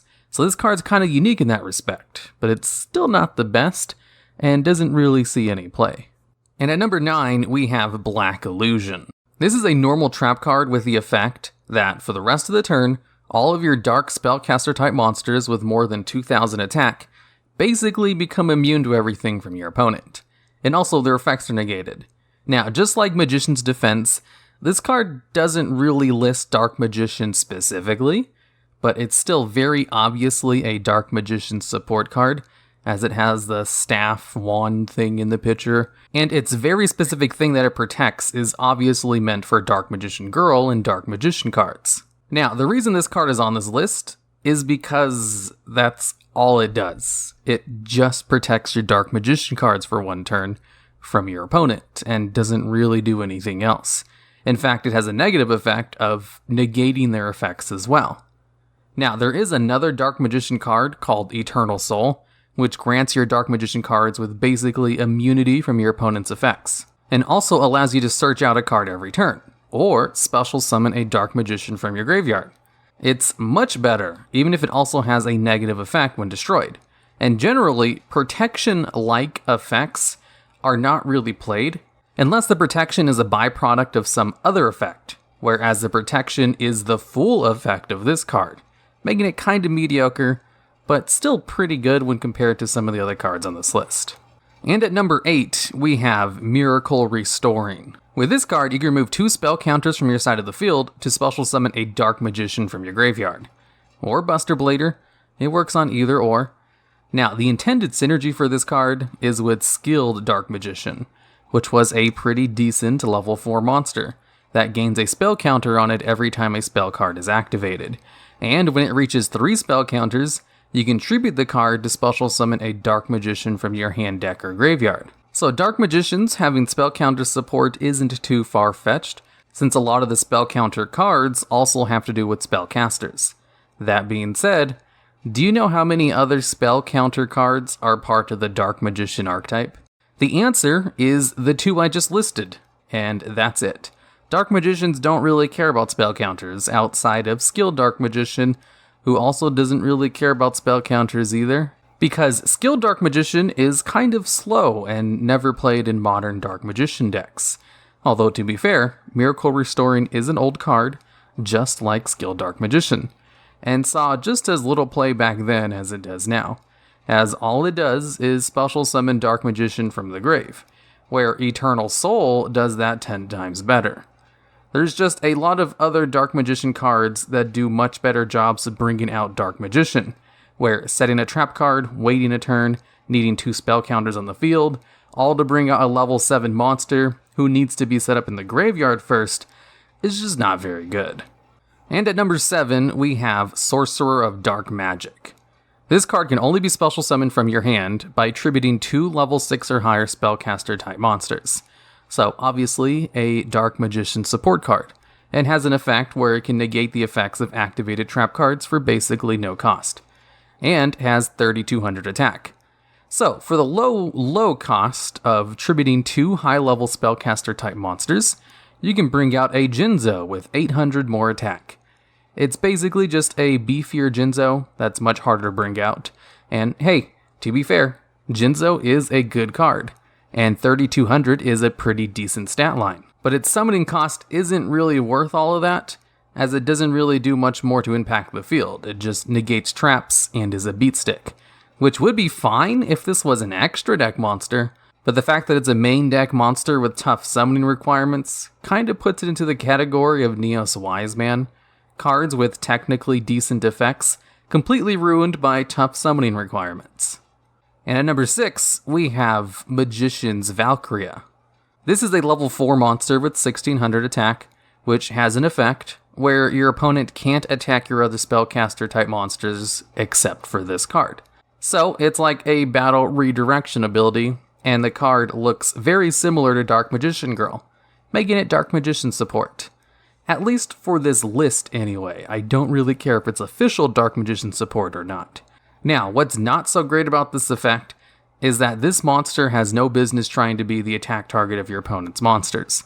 It's kind of weak at 1600 attack, and its effect only works when it's face up, so no setting it face down in defense position.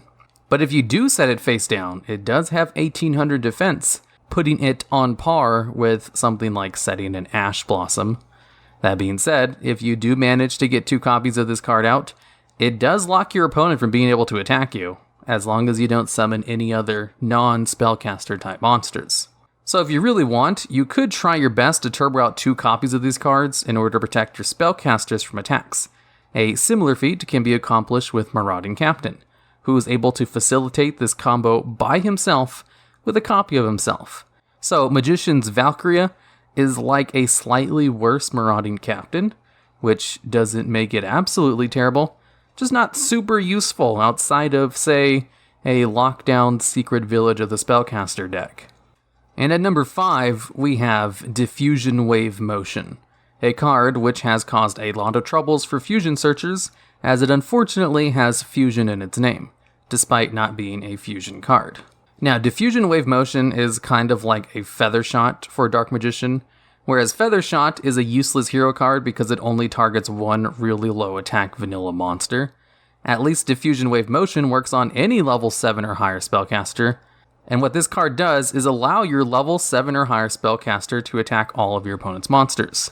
And if it destroys any of them by battle, it will negate their effects, which will prevent them from floating or activating any flip or graveyard effects, all at the cost of 1,000 life points, requiring a high-level spellcaster type monster, and not allowing any of your other monsters to attack for that turn. That is to say, it's kind of hard to pull off, and its effect is honestly not that good, as all it does is allow that one monster to attack all of your opponent's monsters, and I guess prevent floating, which is alright. I guess calling it not very good is a little too extreme. It's just kind of mediocre. Generally, for a card to be good, it has to provide some kind of advantage, be easy to play, or win you the game on its own, and this card doesn't really do any of those things. It's just situationally useful. And at number 4, we have Dark Magician Knight. This is a monster card with the same exact attack and defense as Dark Magician, and has an effect that, when it's special summoned, you can destroy 1 card on the field. Now, being able to destroy any 1 card on the field is a pretty good effect. The only problem with this card is how you summon it. You see, this card must be special summoned with Knight's Title, which is a normal spell card whose only effect is to tribute a Dark Magician in order to special summon a Dark Magician Knight from your hand, deck, or graveyard, which feels like a pretty easy to pull off effect in a Dark Magician deck, right? And it's that simplicity which will kind of trick you into thinking that this card is better than it really is. Then you have to think about this card's consistency. If you draw into Dark Magician Knight, it's a Garnet in hand. You do not want to ever draw this card, you want it to stay in the deck. When this card comes out and replaces Dark Magician, it's no longer counted as Dark Magician on the field, so it doesn't benefit from the plethora of Dark Magician support cards. And then there's Knight's Title. You have to search out this specific spell card, who luckily does have 2 Dark Magician cards. I can search it out for you. So getting the card isn't that bad, and even then, it just replaces the Dark Magician on the field with another card that only destroys 1 other card on the field. So it's like a worse version of a Monarch. As Caius the Shadow Monarch, its effect activates when it's tribute summoned, by tributing any monster you control, and then allows you to banish any card on the field, with only 100 less attack. Whereas Dark Magician Knight requires you to use a specific spell card that also requires you to tribute a specific monster, the Dark Magician, who himself is a level 7 normal monster, so it's pretty difficult to get out. Because bringing out Dark Magician Knight requires 2 cards, one of which is a Garnet in hand, as you have to play it in your main deck. That kind of ruins the viability of this card, where it would be much better if Dark Magician Knight could just special summon itself from your hand by tributing a Dark Magician, but the fact that it requires a spell card is just enough of a hindrance to make this card bad. And at number 3, we have Dark Sage. This is one of the few cards in the game which can special summon itself from the deck, which is pretty neat, and also one of the few cards in the game that allows you to search any spell card when it's summoned, Being able to search out any spell card is an effect so rare that the only cards that can do it are generally hard to bring out or have huge drawbacks for using that effect. Dark Sage falls into the former category of being hard to bring out, as in order to bring this card out from the deck, you need to have 2 specific monsters on the field and then win a coin toss. Because you see, you need Dark Magician and Time Wizard on the field, and then you need Time Wizard to activate its effect and land on the head's result. And if you meet these 2 conditions of having both these cards on the field and activating Time Wizard's effect correctly, you can then tribute your Dark Magician in order to special summon Dark Sage straight from your hand or deck. Now, while this is a pretty neat interaction, what makes this card not very good is its 2-fold summoning conditions of requiring 2 specific monsters on the field and then winning a coin toss, which is absolutely terrible, especially since the Tails result will just destroy both of your monsters. But at the very least, you don't also need to have this card in your hand to special summon it, as it allows itself to be special summoned from the deck, which honestly makes it so much better that it's only the 3rd worst card on this list instead of the 1st. And at number 2, we have Magic Formula. This is an equipped spell card, which can only be equipped to Dark Magician or Dark Magician Girl, and gives them 700 attack while it's equipped to them. And also, if this card is sent from the field to the graveyard, you gain 1,000 life points. So it's an equipped card, which gives a hefty chunk of attack and even has a floating effect. So what's so bad about this card? Well, it's an incredibly specific equip card that can only be equipped to 2 hard-to-summon monsters, and only gives them an attack boost, and not even a very good attack boost. Axe of Despair, for example, can be equipped to any monster and gives them a 1,000 attack boost, and existed around the same time this card came out. There's also Mage Power, or United We Stand, 2 other equipped cards which can be equipped to any monster, and give them way more than 700 attack. Basically, an equipped card needs to be incredibly powerful to see play, and generally the only types of equipped cards that do see play are ones that either special summon a monster, or steal one of your opponent's monsters. So the card itself is fine, it's just incredibly underpowered. Although its floating effect has seen some niche uses in certain OTK decks that themselves are kind of gimmicky. But other than that, a floating effect on a card like this, but only gives you life points, and a pretty minor amount at that, isn't very useful. And at number 1, we have Dark Flare Knight. This is a Dark Magician fusion monster that requires Dark Magician and the Flame Swordsman as fusion materials. And if I'm remembering correctly, this was the first fusion monster to require another fusion monster as one of its fusion materials, as the Flame Swordsman is a crappy vanilla fusion monster. And if not the first, it's one of the earliest versions of this kind of fusion material type thing, which meant it was really hard to bring out in its first incarnation, but you could always substitute Flame Swordsman with a fusion substitute monster, so it wasn't impossible to bring out. There's also the fact that it wasn't very good either, as this card has 300 less attack than Dark Magician. Usually, fusion monsters have higher stats than the monsters used to bring them out, but Dark Flare Knight is strictly a worse card. In terms of stat lines, of course, it does also have an effect. The effect of this card is that you take no battle damage from battles involving this card, and that's because of its next effect. This card basically exists for its floating effect, where when this card is destroyed by battle, you can special summon a Mirage Knight from your deck. Now, before I talk about Mirage Knight, I should probably take a moment to talk about the fact that this is a fusion monster who floats into a main deck monster, and that main deck monster can only be summoned by the effect of Dark Flare Knight. Usually, the upside to fusion monsters is the fact that you don't have to play them in your main deck, and you can just bring them out whenever you fulfill the summoning conditions, while this card also requires you to play an unusable main deck monster. That is, if you want to use Dark Flare Knight's good effect, of course. And also, Dark Flare Knight only floats on battle destruction, so it's not even a good floating effect.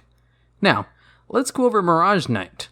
Mirage Knight is a 2800 attack monster who has an effect when attacking another monster to gain attack equal to the original attack of the monster it's battling.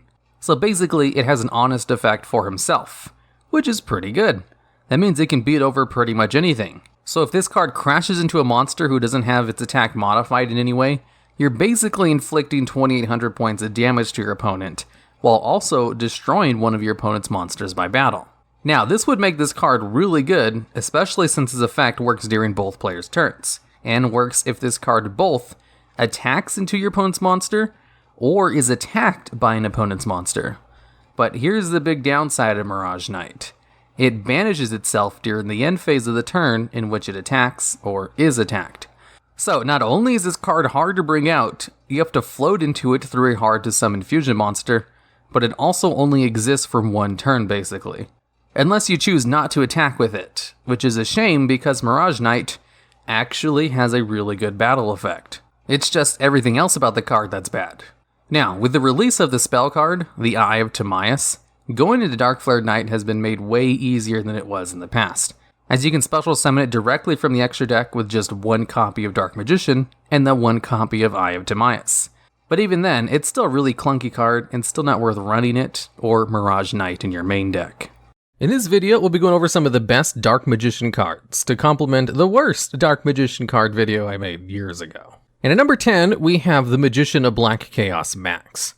This is a ritual monster who's the direct retrain over the Magician of Black Chaos, which is a subset of Dark Magician cards, which simply has the effect that when it's special summoned, you contribute one monster in order to make it so your opponent can't activate monster effects this turn. And also, if it destroys that monster by battle, you get to add a spell card in your graveyard to your hand. Very reminiscent of the Dark Magician of Chaos card, which allows you to add a spell card to your hand during the end phase of the turn it's summoned. Now, what's important about this card is that first effect, which is basically the same as Outer Entity Azathoth, a card currently on the Forbidden list for being able to lock your opponent out of monster effects in the turn it's summoned. And the reason Magician of Black Chaos is not banned for basically having the same effect is because they knew it had a strong effect when they released it. That's why they gave it the tribute cost. Ritual monsters are inherently just harder to summon than extra deck monsters anyway, so that should have been good enough to balance out the lockdown effect on its own. But adding a tribute cost requirement on top of it was really going the extra mile that allowed it to not be completely broken, but still a good effect. If you're able to bring this card out during your opponent's turn, you can just end their turn, which is possible thanks to the Dark Magician quick play spell card, Secrets of Dark Magic, or using Megalith Ankh, which allows you to ritual summon during your opponent's turn while also using itself as one of the materials. And that's where Magician of Black Chaos Max enjoyed its competitive success. It had a deck that would use Megalith Ankh in order to bring it out during their opponent's turn to simulate how Outer Entity Azathoth was used. It is a somewhat competitively viable way to lock your opponent out of monster effects for a turn, which can kind of win you the game on its own sometimes. But Megalith decks don't really see very much competitive success, so it's not a huge problem, nor does it see huge representation either, which is why it's only at the bottom of this list. And I don't think it sees any play at all in normal Dark Magician decks. And at number 9, we have Ebon Illusion Magician. This is a rank 7 Xyz monster, which requires any 2 level 7 monsters as materials, so completely generic, and also has an alternative summoning condition where you can rank it up on top of a rank 6 Spellcaster Xyz monster. I assume the intended way to bring this card out with its alternative method would be on top of Magi Magician Gal, which is a pretty decent rank 6 monster, but it's never been released to the TCG for censorship reasons. I think the story goes that the creator refused any censorship on that card, and they refused to release in the TCG without censorship, so it was just never put out. But I don't know if that's 100% true, and I don't really care, as it's mostly brought out with 2 level 7 monsters anyway, and not ranking it up on top of a rank 6 Xyz spellcaster. Now, the card has 2 effects. One of them allows it to detach a material to special summon any spellcaster type normal monster from your hand or deck. And its other effect is if a spellcaster normal monster declares an attack, you can banish 1 card your opponent controls.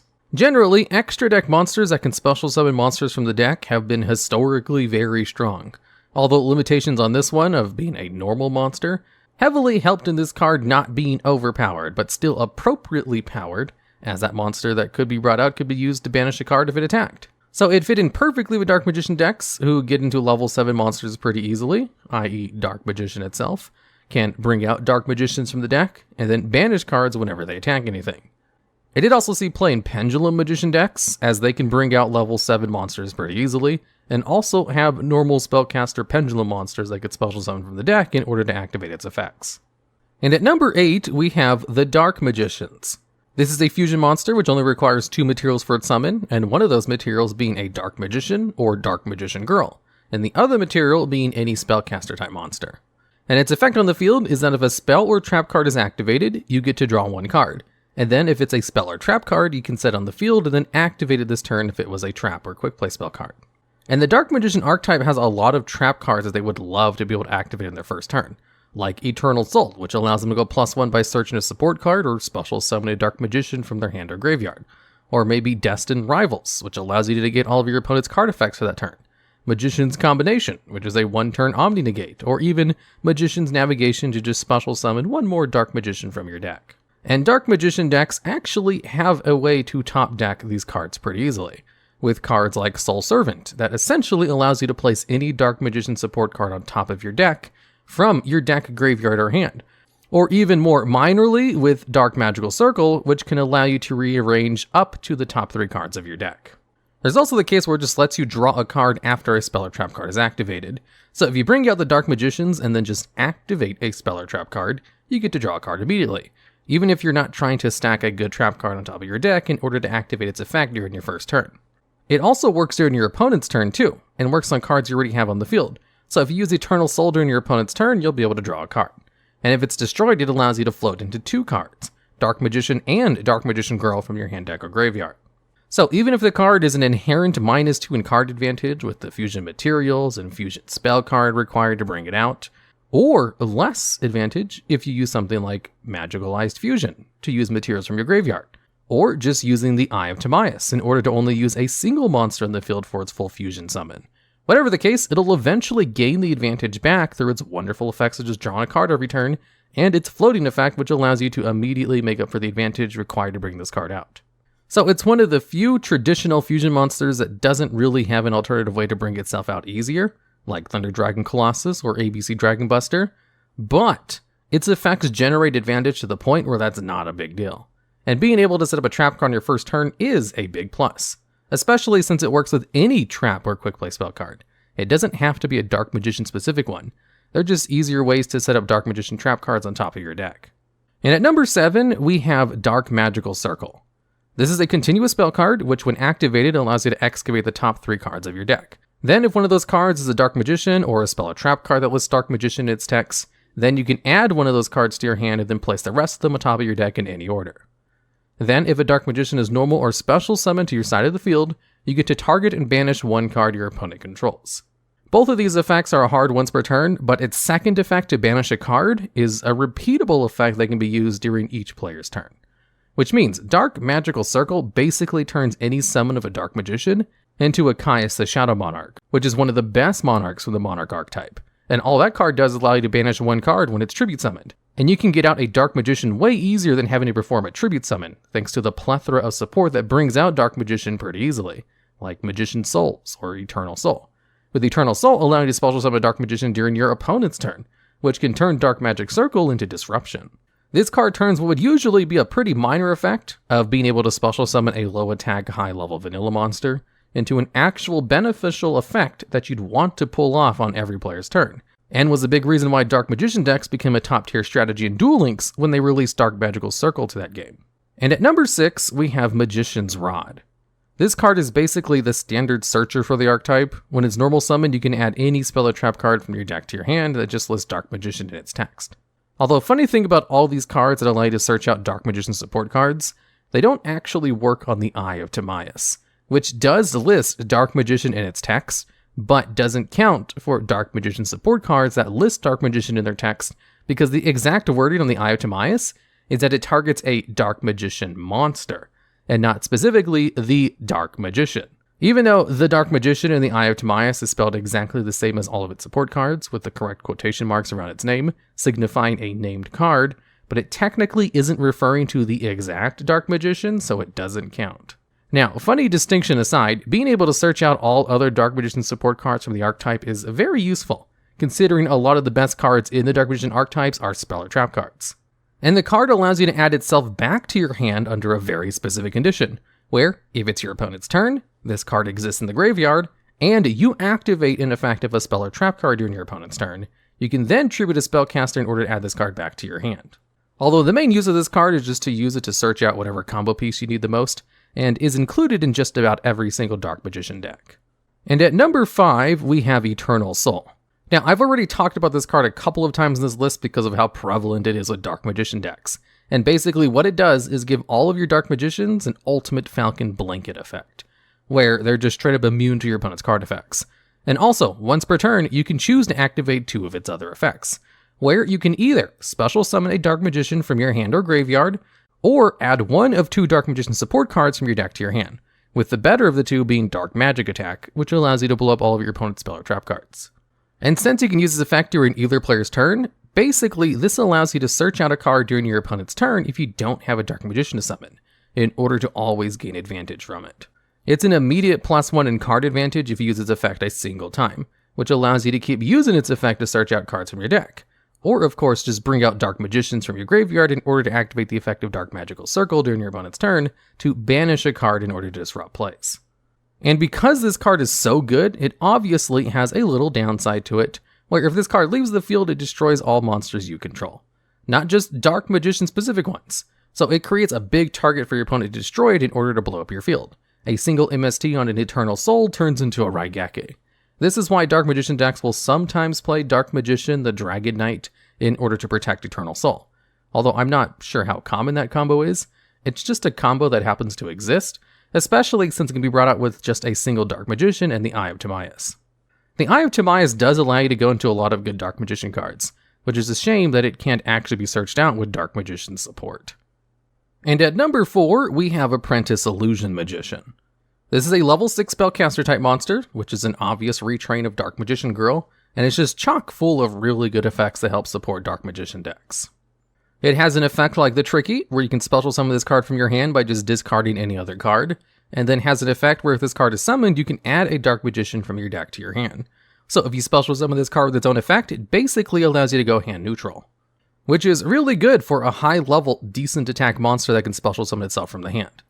It also has a hand effect similar to Kalute the Moonshadow, where if a spellcaster type monster is battling an opponent's monster, you can send this card from your hand or field to the graveyard in order to give that monster 2000 attack and defense during damage calculation, which is coincidentally the attack of this monster.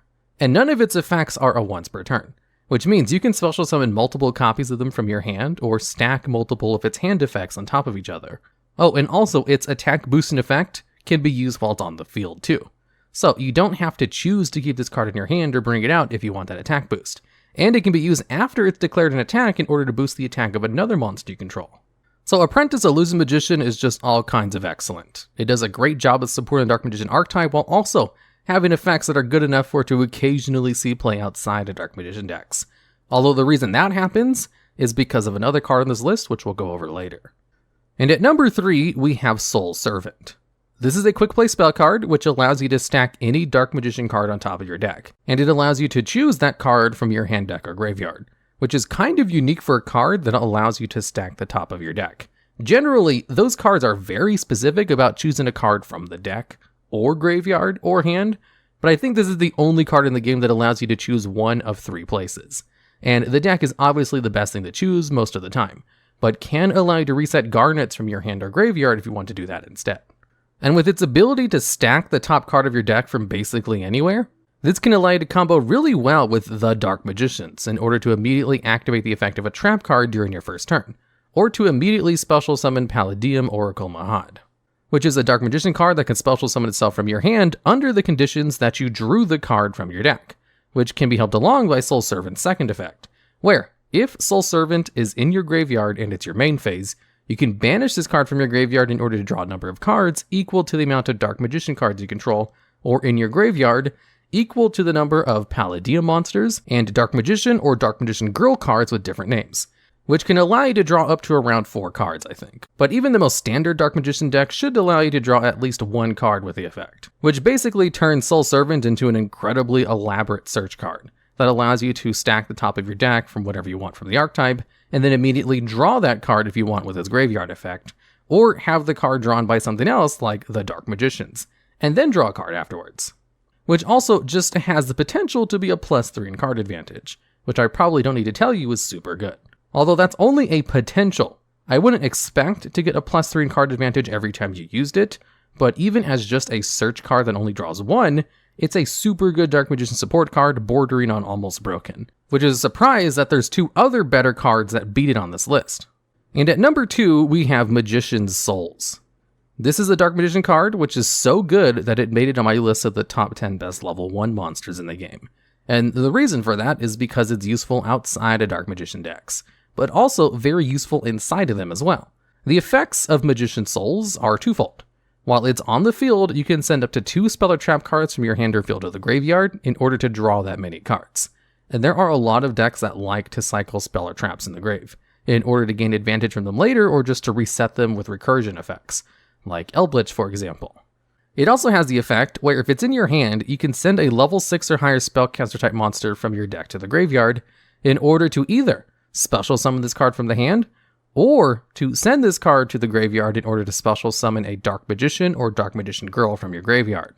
So if you just send Dark Magician from your deck to the graveyard with its cost, you'll be able to special summon it with its effect, which is kind of a roundabout way of saying that this card allows you to special summon the Dark Magician directly from your deck. Although even if you don't want to special summon one of the Dark Magicians from your deck, you can just special summon this card instead, and then use its excellent effect to convert 2 spell or trap cards into 2 draws from your deck. And because both of those effects are so good, Apprentice Illusion Magician is almost always played alongside Magician's Souls, as the garnet of the deck that you want to send to the graveyard in order to fuel its summoning condition. And the reason Apprentice Illusion Magician is chosen is because it's useful even if you do unfortunately draw the card, as the ability to special summon monsters from your hand is kind of valuable in a lot of decks. Apprentice Illusion Magician has a distinction of being one of the best garnets in the game. It's excellent in its archetype, and it's also useful if you happen to draw into it if you're running the Magician's Souls engine. And because Magician's Souls is super useful in all kinds of meta decks, it easily earns a high spot on this list. It would have probably taken the number 1 spot if it wasn't for the actual number 1 just being kind of bonkers. And at number 1, we have Red Eye's Dark Dragoon. This is a boss monster which can be fusion summoned with Dark Magician and Red Eye's Black Dragon, or a dragon effect monster as its materials. And while it's on the field, it can't be destroyed or targeted by card effects. Up to 2 times per turn, you can destroy an opponent's card and inflict damage to your opponent equal to that monster's attack. Once during either player's turn, you can discard a card in order to activate its Omni Negate, and if you use its Omni Negate, it permanently gains 1000 extra attack. This is an example of a card that was kind of made overpowered on purpose to really play homage to old school cards like Dark Magician and Red Eye's Black Dragon, considering how popular those archetypes are, and to give people reasons to actually play those cards outside of their specific decks, just as the fusion materials to bring out this monster. Especially since this card is ridiculously easy to bring out with Predaplant Verte Anaconda and Red Eye's Fusion, which basically turns any 2 effect monsters you can get on the field into a Red Eye's Dark Dragoon, assuming you have the required garnets in your deck. Red Eye's Dark Dragoon is already banned over in the OCG for being too strong of a boss monster, and no one would be surprised if this card was eventually banned in the TCG as well. They just kinda gave this card every good effect you can give a boss monster, and then it made it easy to bring out to boot. And since it's technically a Dark Magician card, it easily makes the top spot on this list of the best Dark Magician cards.